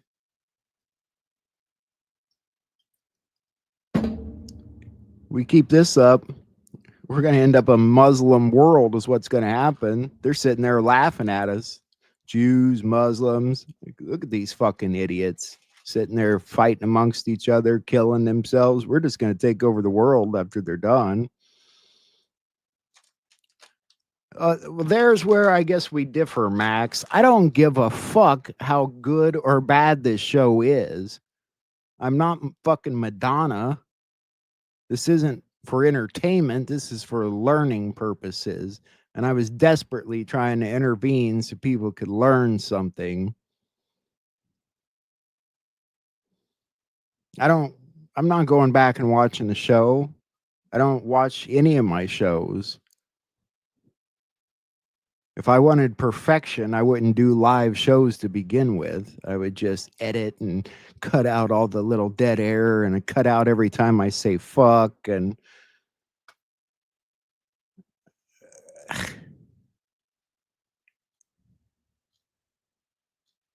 I just, I don't want to hear the rumors either. For those of you putting rumors in there, get a life. Get a fucking life. There's rumors about everybody out there. You should hear the rumors about Juan. You should see the documents about Juan. And you could say, oh, what the fuck am I looking at? But you could also think, oh, we're kind of at a fucking war here. And there's people setting people up and people attacking people. And maybe I just don't actually know what's going on. But no, I'm going to run my mouth and call people names and act like an idiot. Well, that's not me. So that's why I was quiet most of the time.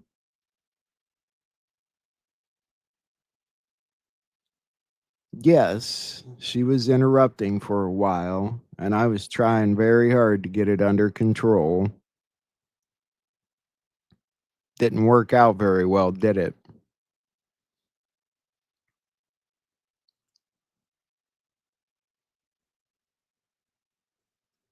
I can defend whoever I want. 1913 Irish. My battle's not your battle. I don't know who filed what against you for what. I don't know this person. I don't know Aubree. I don't know Mark. And all your petty crap aside, has nothing to do with why we were here. I think maybe they thought they were here to settle some social media dispute, but this was supposed to be a debate. And debating is supposed to be about learning and helping an audience grow their ideas. And I know that because I took fucking debate class.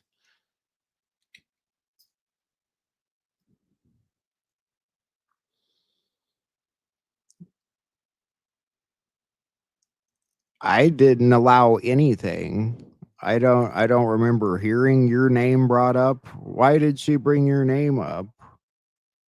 I don't know. It has really nothing to do with the point here. The point's about securing our elections, not he said, she said, oh, blah, blah, blah.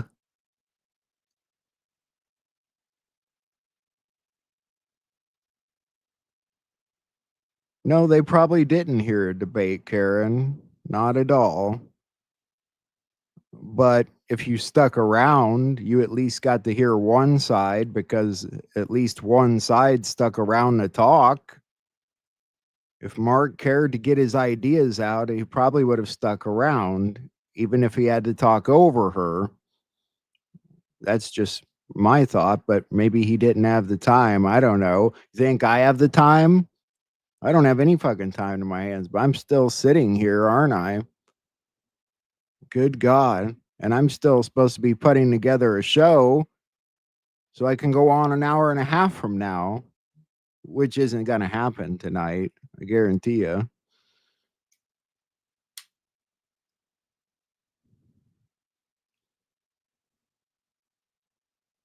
I don't know what they've said on X. I haven't been on X. I'm not on either of their accounts on X. I added Mark right before the debate because I knew who he was. I had no clue who she was. All right, you stuck around and you heard her. What did you learn? Why don't we talk about that for a minute? Personally, in my opinion, both of them are irrelevant. What they're saying, kind of. the thing is, she's looking at things on a county level, dealing with your clerks and your on the ground level, and he's looking at things on a whole different level. And we could have learned both things from both of them that would have been nice to hear, but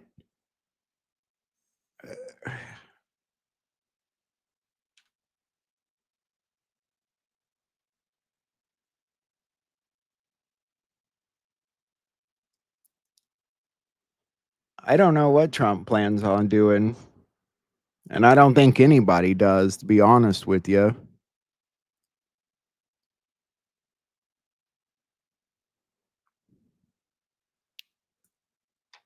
I just don't understand how people act.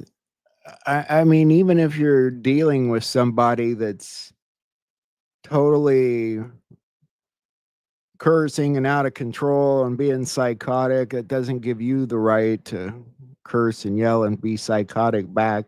I don't even know what I'm saying at this point. I just don't understand why we couldn't all be civil.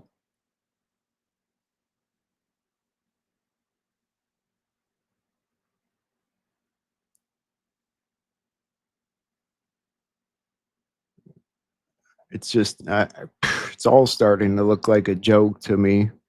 All of it, the whole damn thing. Oh, there's Bill. Hey, what's up, brother? Hey, I got boned because I got a freaking phone call and I got to go back to work. That's why I freaking had to bounce. You know, I'm one of them blue collar guys too, bro. I just seen you down there. I had my bag and hi guys. But hey, man, hey, just between me and you and the fence post, brother, both your other guests got tired of being cut off and talked over, so that's why they bounced. They both want to come back on your show. So, you know, we're going to get Mark Cook back. Mark Cook has an amazing, basically, presentation. And he can actually give you the 17 points of his EO that literally covers all the bases. And, I mean, you know, Mark, he's not a very easily excitable guy, so he doesn't sit there and argue back and forth. He's just not that kind of guy.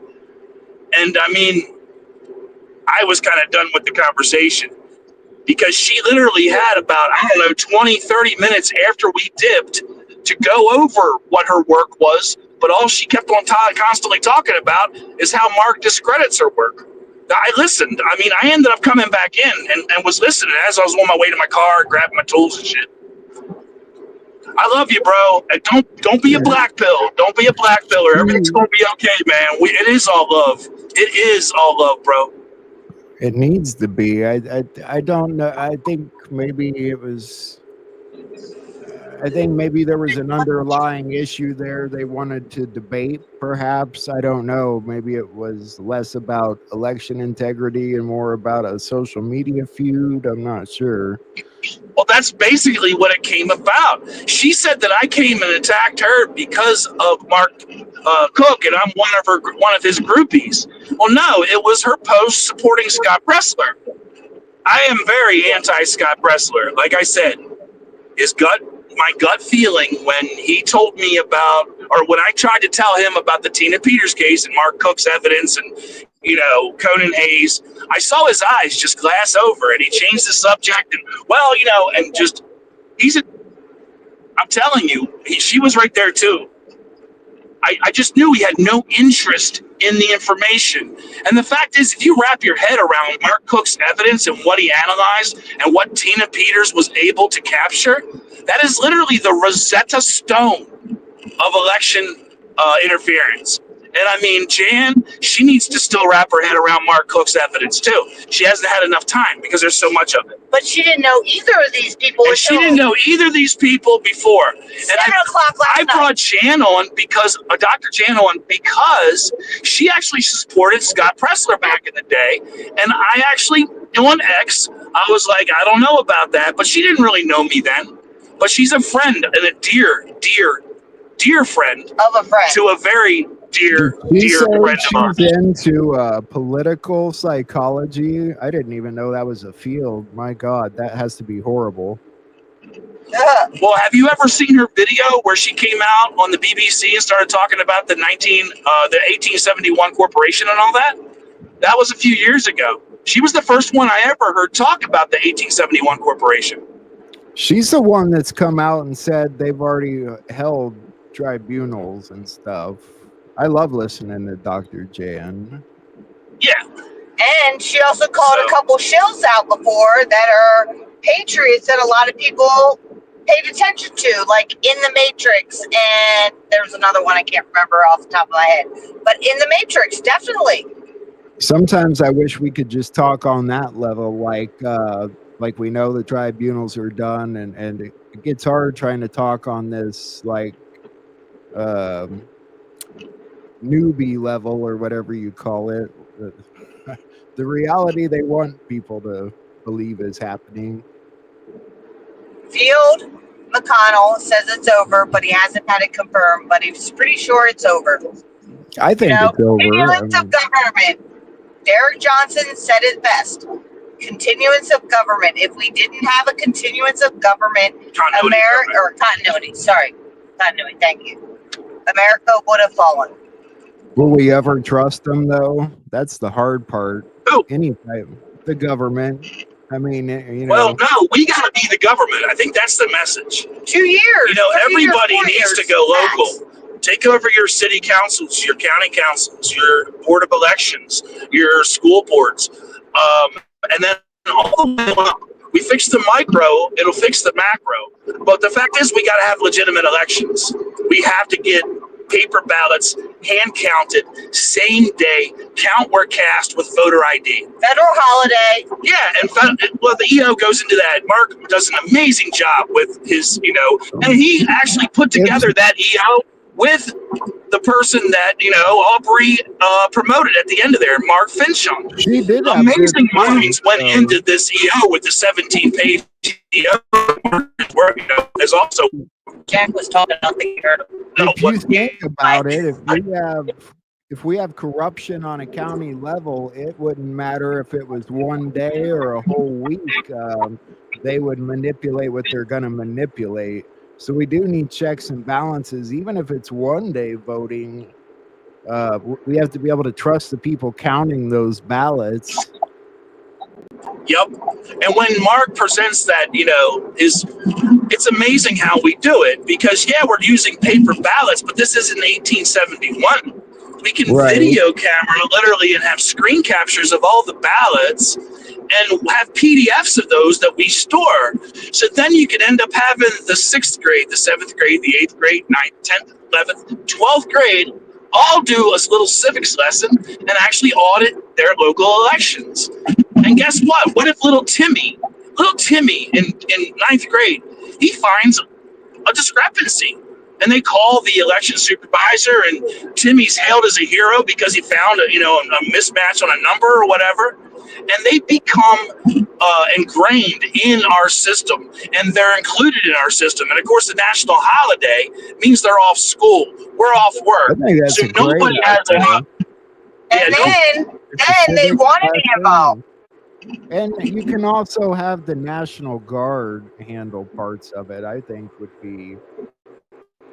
people would trust their National Guard members to. Well, the worst part is it doesn't have to go that way because when you're doing it locally, you literally have precincts of 1,500 or less is your typical precinct. It's been proven that can be done with hand count ballots. They literally trained a group of 12-year-old to 17-year-old. They gave them 15 minutes of instructions. The ballot was moderately complex, and literally they beat the adults when they did the count. And they were both 100% accurate. And that was July 5th of just this year at the Ahern Hotel. And if you know who Ahern is, apparently Ahern and Trump go way back. I don't know the whole connection, but that is a fact. Oh. Interesting. So this better not be your last show, bro. Yeah. I don't like hearing that. We love you too much. I think we already took care of the problems in Venezuela and the Dominion problems. Proven But it. the average guy has to wake up, because if we didn't realize all the complexities of how they were cheating, well, then you don't know what to look for. And if we didn't know how to actually maintain our constitutional republic, we had to go through this educational process. And even when you have to go back to the beginning, and explain it to the newbies, but we wouldn't have known what to do with our constitutional republic if it was handed back to us. Hey guys, you Right. left this back in 1871. I mean, That's true. It's very true. It's not an easy task we've all been dealt with to learn and relearn and still to learn, because and look at how much pressure we had.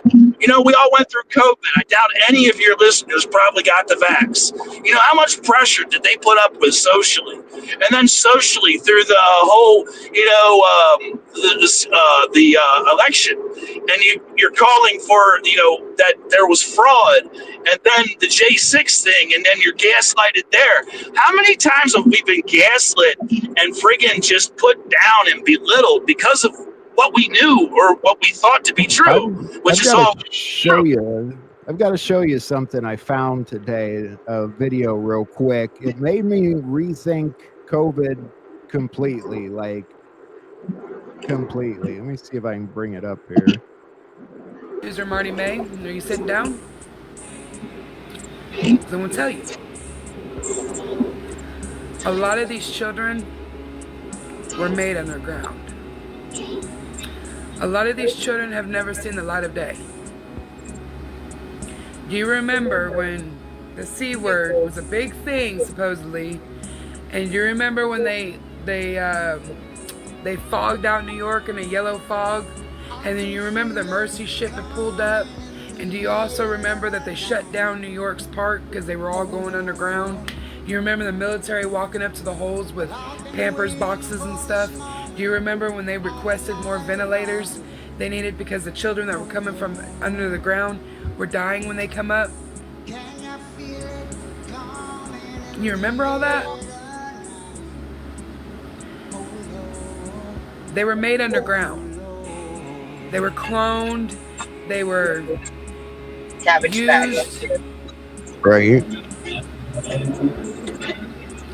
Bill, Doesn't it make you wonder if COVID was just not about a virus at all, not about a vax at all, just about something totally different? Jack, Gematria 19.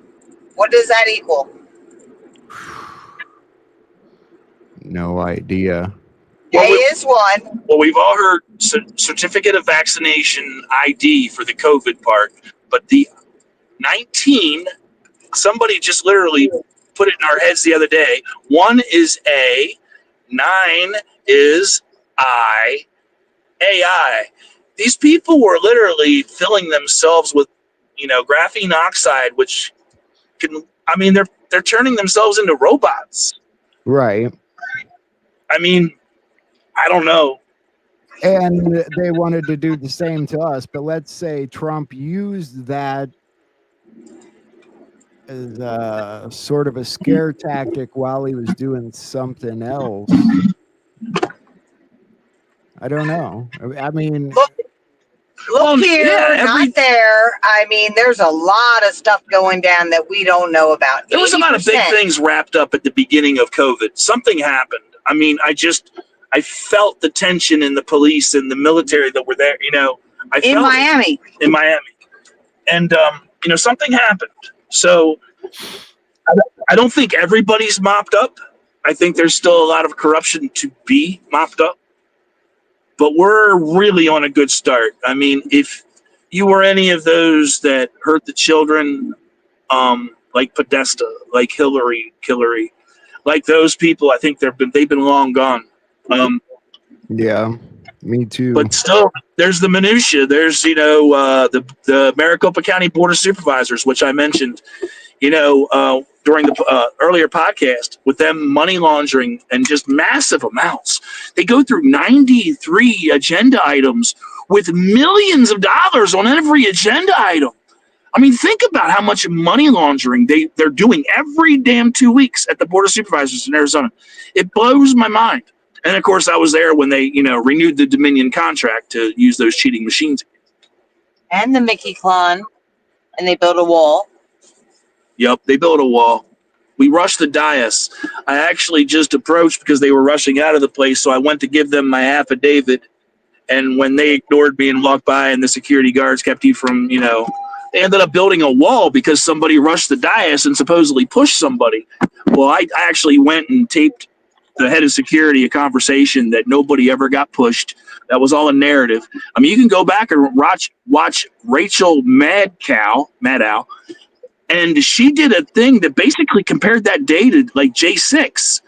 Saying we were like J6ers. And my daughter's in the video. My daughter, Mickey Klon is over here, and my daughter, is in the video, like just kind of sitting there watching Mickey, talk. Oh my God, we're getting compared to J6. And I'm like, no, that did not happen. It didn't happen that way, Crazy road, bro. There's a lot of it happening that way. I'm starting to think the Gaza Strip might just be empty now.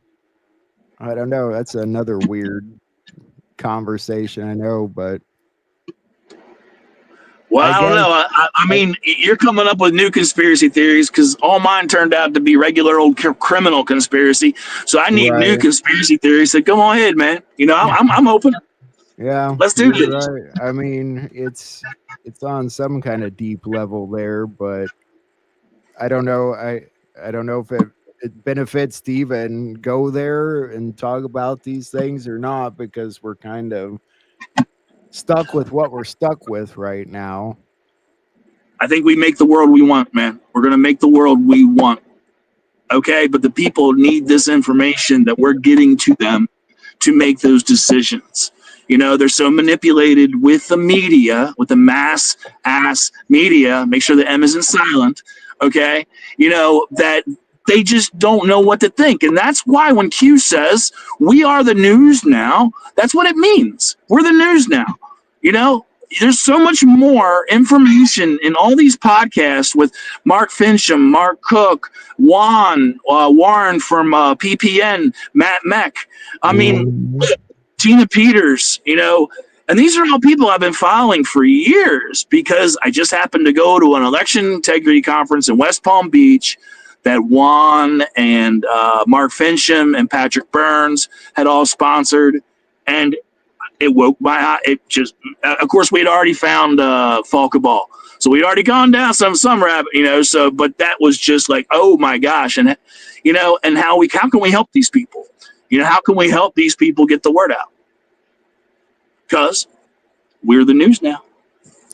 Yeah, that's right. It would be nicer if we could tighten things up and get people. You're never going to get people all on the same level, but no, but yeah. I mean, like I said, look, that argument today, bro, you saw it. They were on the same page, almost the same damn paragraph. You put a couple lines off, but you had one person that just really couldn't really listen to reason. And I mean, she's kind of, I don't know, nasty a little bit, I mean, she's calling me names on X, and well, maybe I started it because I said she had her head up her ass, or does it hurt to have your head that far up your ass? I think it's how I started.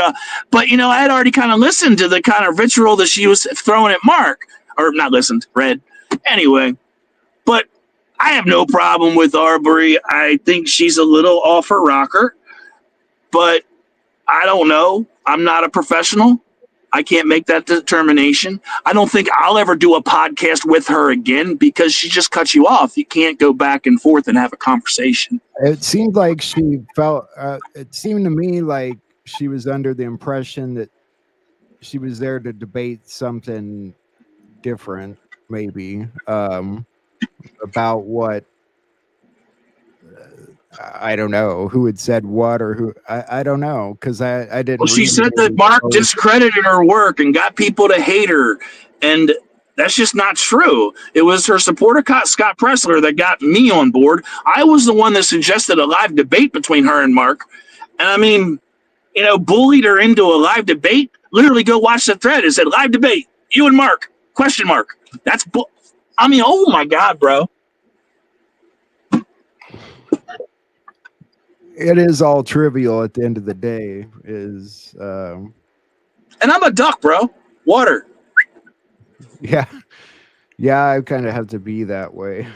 I don't get much of a choice, but Hey, I got to bounce, man. I got to work. well, thank you Love you. for. And then, like I said, Mark wants to come on early next week. We'll get him on. We'll figure out a time. Sound good? Yeah, I'd love to have anybody you can send my way. Anybody that wants to talk. Well, we'll at least do one, maybe two a week or something like that. I'll get you set up, man. We'll have Mark Fincham on. I'm sure he'd love to promote what she was already talking about. And his Magic Mortgages is an amazing evidence. That's Sean Taylor and Love his story in Millersville, Tennessee. Yeah. So very, very good shit there, Anyway, God bless you, man. Love you. And we'll see you soon. Thank you, Bill. Thank you for setting this up, and thank you for everything. I really appreciate it, buddy. Not a problem, man. If anything I can do, any guests I know that you want to have on the show, and if I can put you in touch with them, I'll do it. I really appreciate it, man. All right, brother. Give my best there, and I'll see you guys later. I sure will, sir. Talk to you later. Bye. All right, guys.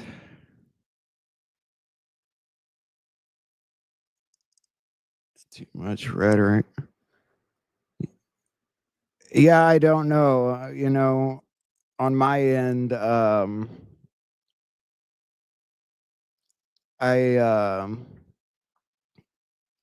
don't know what led to the debate. I don't know the conversations that were being had. I haven't been on X in such a very, very long time.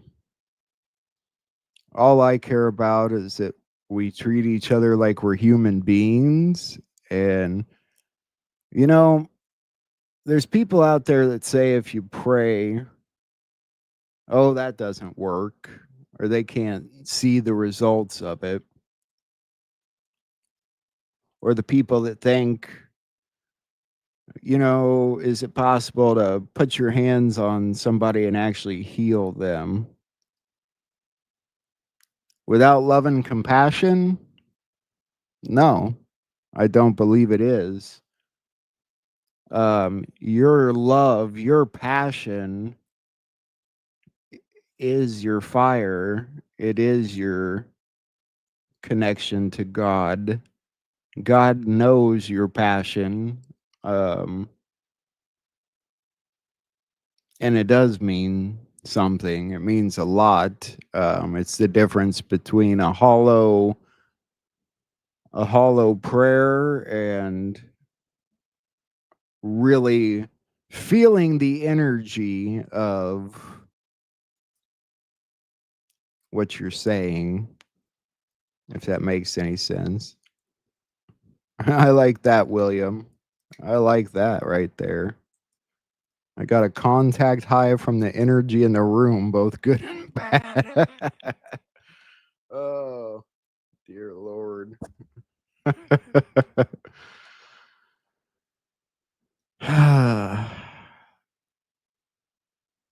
It's we're in a tough spot, as much as Trump's pulled people to his side and everything he's doing and everything I believe in. If he weren't making government smaller, it would be harder for me to trust him. But I see him downsizing all these groups and agencies, and that at least leaves me some hope that in the end, the people will have more power. But my God, Are we going to know how to use it? Are we going to be able to put each other's egos aside to do what's actually best for the people? That's a tough one there. But I'm all about the people. I come from the people. I come from nothing. I live in a small Midwest town in Illinois that I watched get obliterated. I watched these politicians day after day on TV pretending like they were trying to figure out how to fix things when all the while they were keeping the business tax high and outsourcing the jobs. And so little towns like mine, whose blood life ran off factory work, they died and the factories closed up. And the ones that were left were barely producing anything at all because no one could afford to buy anything. So everyone started shopping at Walmart, and then Walmart got bigger, and then Chinese production got bigger, and our middle class got smaller, and they fucking eliminated us and they killed us.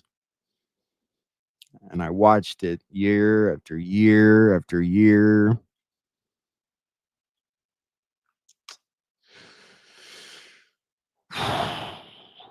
But now I do see why Trump's fighting so hard for his tariffs, because that's going to be the key right there. That's been his negotiating power. It's been a money-making strategy. And still, the left is trying to stop it from happening because they don't give a shit about you. That truth I know very well.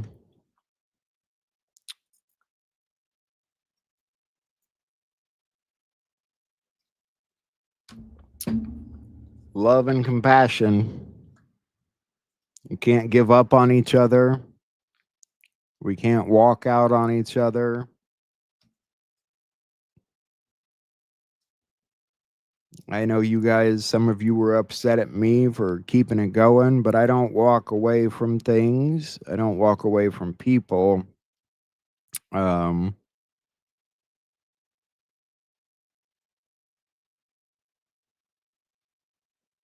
Yeah. I've been in some nasty debates.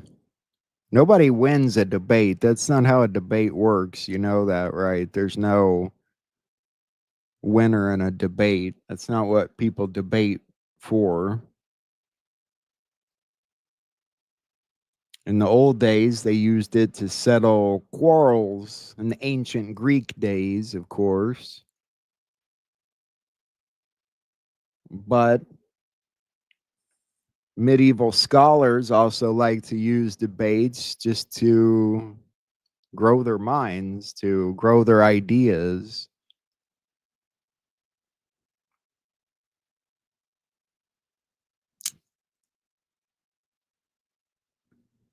I know, William. I'm not going anywhere. But as for a show tonight, it's going to be a few hours, so we're going to back all that stuff up. Walmart's going to go. We're going to have small businesses again.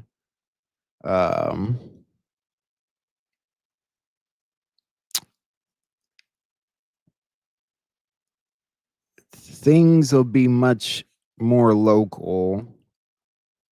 And on that note, I think that's what Aubree was trying to say in her proposal, that there's a lot of red tape, but it's going to come down to things on a very local level, because that's what we can control, and that's how we can trust each other. Anything bigger than that gets too big for its own britches. And that's what the United States corporation of a government did. But that was also what it was made to do. So I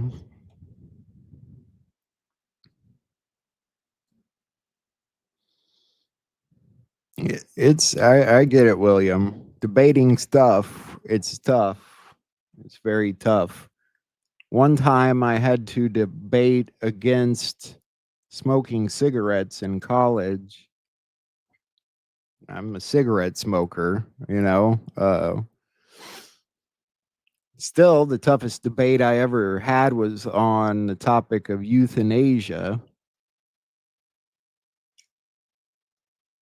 And I had the side of being against it. It's tougher. It was tougher than you think to debate. You just want to say, well, it's just wrong. It's stupid. Euthanasia, I should, you know. But then when people really start making good points on it, like, well, maybe, you know, just be allowed for people that know they have less than 6 months to live and yada, yada. Debating's tough.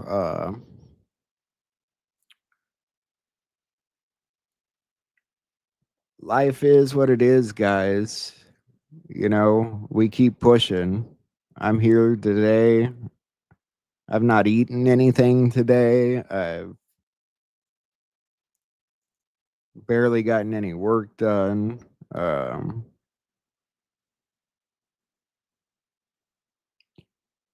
Most of my morning was spent making sure everything would go perfect here.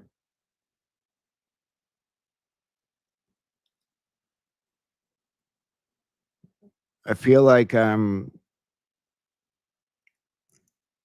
failing when I'm working way too damn hard every day. I'm putting 16 hours a day easy into my show, and it's a train wreck of a format. Most people look at my episodes and they just see the timer on there, 5 hours. I'm not watching that. And really, it's not a 5-hour show. It's like 3 shows in one, and it's a disaster. It's a disaster. But you know, when I started this a year and a half ago, or actually just now, just a little over 17 months ago now, I set goals and had goals, and getting to interview Juan was one of my goals. But I'm not happy with where we are at with things. And I'm not even still talking about society and each other. I'm talking about like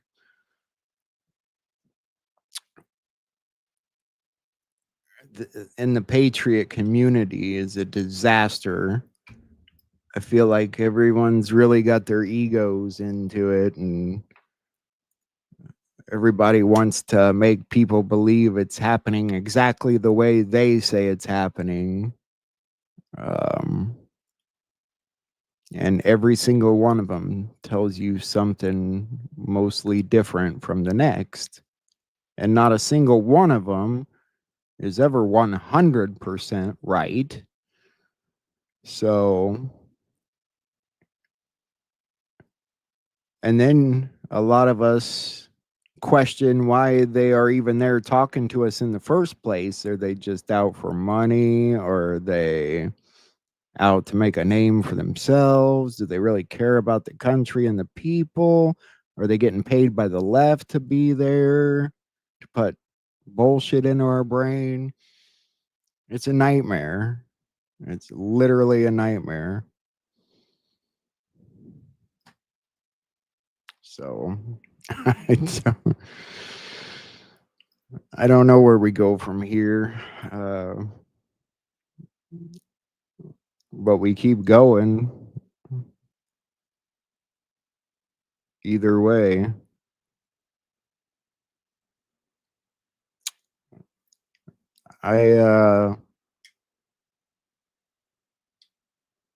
You know, maybe we can come back and try this again at some point in a little more organized fashion. You know, make clear boundaries for what we're debating, set some time limits.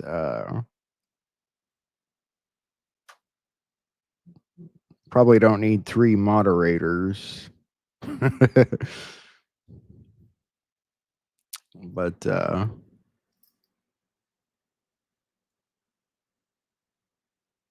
we're going to keep fighting.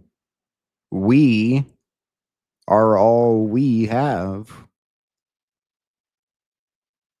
At the end of the day, the power goes out, the internet goes out, your phones go out. You are all you have. Your neighbors are all you have. Your community, the town you live in, that's all you have. And you got to make the best of that. And you got to work on things in your own communities.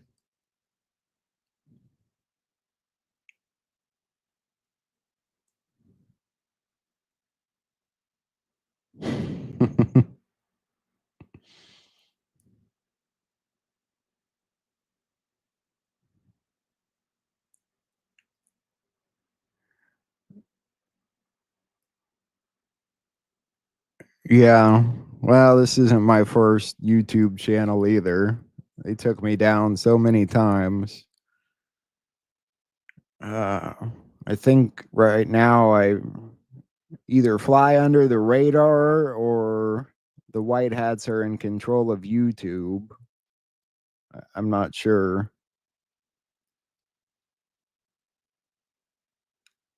And I don't call my show a disaster because I feel like it should have tons of views. But I feel like if people were learning something, it would have more views. And yet, I watch other channels out there that get tons of views that really tell people nothing and show people nothing.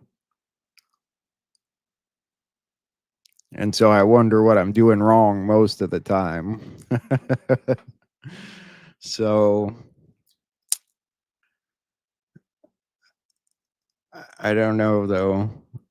I do know this. God equals love and compassion. What is God if he's not love and compassion?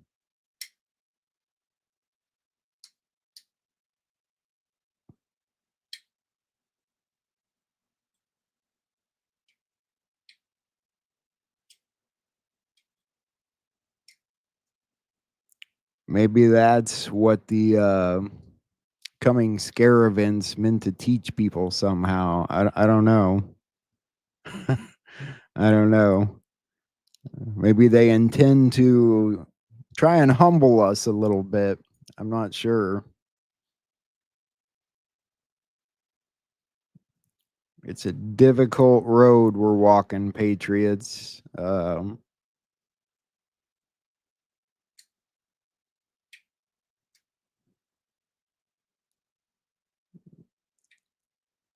Yeah. That's all I can really think to say. I'm out of words, guys. So I suppose this is where we'll end things. I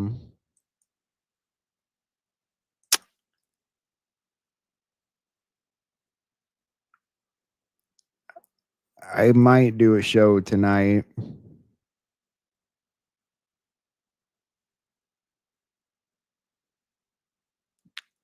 I haven't decided yet. I got to look at what's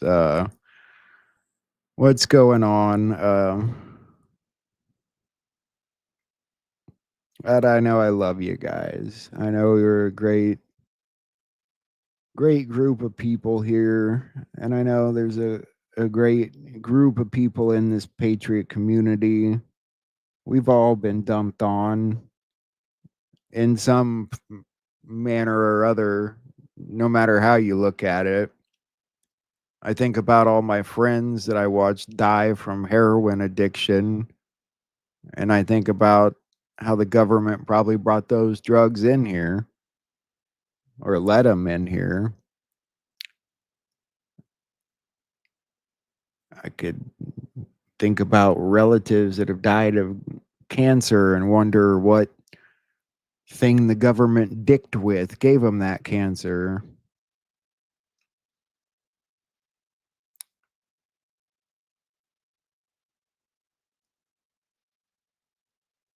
And again, that's why I say we've only got each other.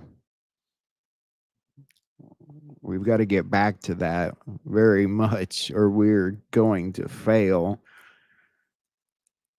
If you can't go and knock on your neighbor's door and get a cup of sugar, by God, we're done for. But it's true, though. It really is. We got to get back down to our small communities.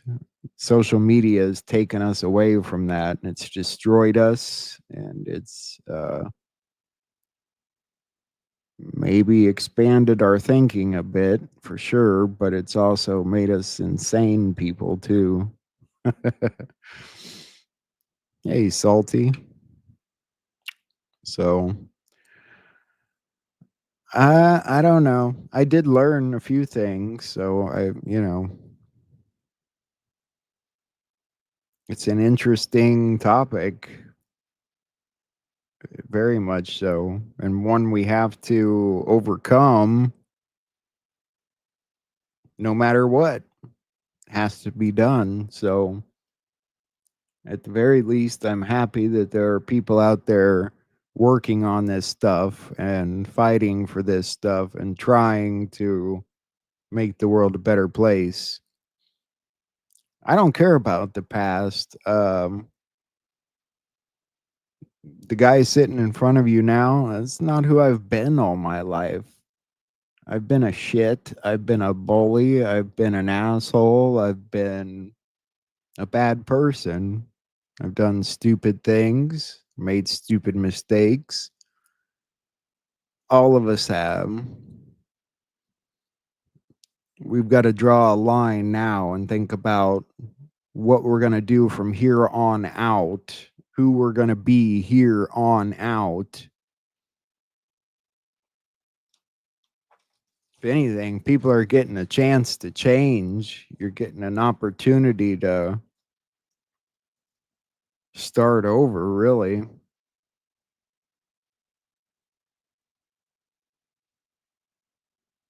And to me, that's a lot better than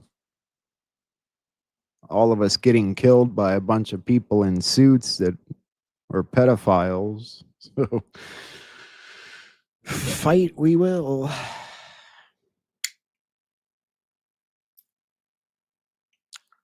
No, we shouldn't attack each other. It's hard, though. We shouldn't allow ourselves to feel negative inside where we get angry, but it happens. I feel so guilty when I get that way.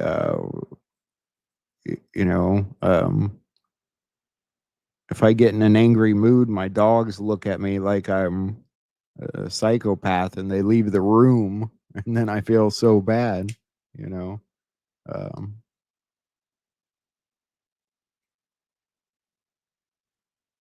Turning the other cheek, it's a hard thing to do. It's what you're good at, Tim. Well, we won't fault you for that, buddy.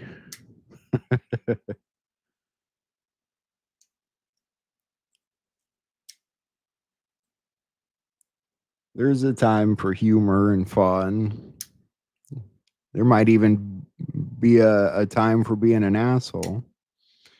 You can't imagine me being a bully, Gingeroo. Well, you would have to understand the whole situation, I guess.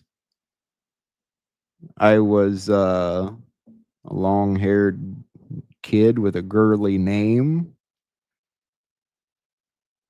And after a few years of getting bullied myself, I decided I liked hanging out with the bullies better, and then I became one.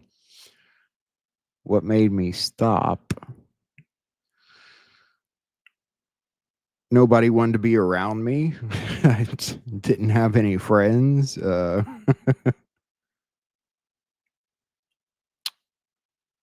Stuff like that. Just growing more down to earth and allowing myself to fill my brain with wisdom instead of video games and things that people do to distract themselves all day. I'm not saying it's not okay to have a little hobby here and there, but most of the time it feels like people are just drugging themselves or trying to entertain themselves from one day to the next rather than really enjoying something they're passionate about, or I don't know. Something like that. Anyway, all that being said, Patriots, the sooner I get off here, the better chance there is of me coming on tonight. It's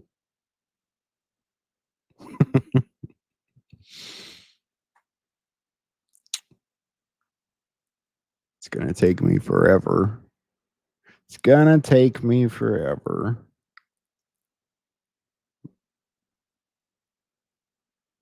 I'll probably be on some point.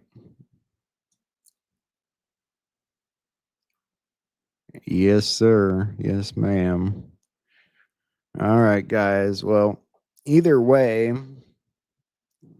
thank you guys for coming. I know for most of you, it was much earlier than we're normally on. And I know some of you all showed up here to learn some stuff and enjoy a debate. And I really appreciate you guys supporting me like that.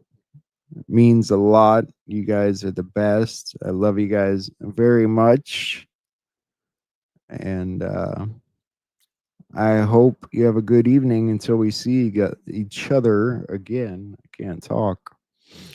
So, God bless you, guys and gals. I'll see you a little later. Much love.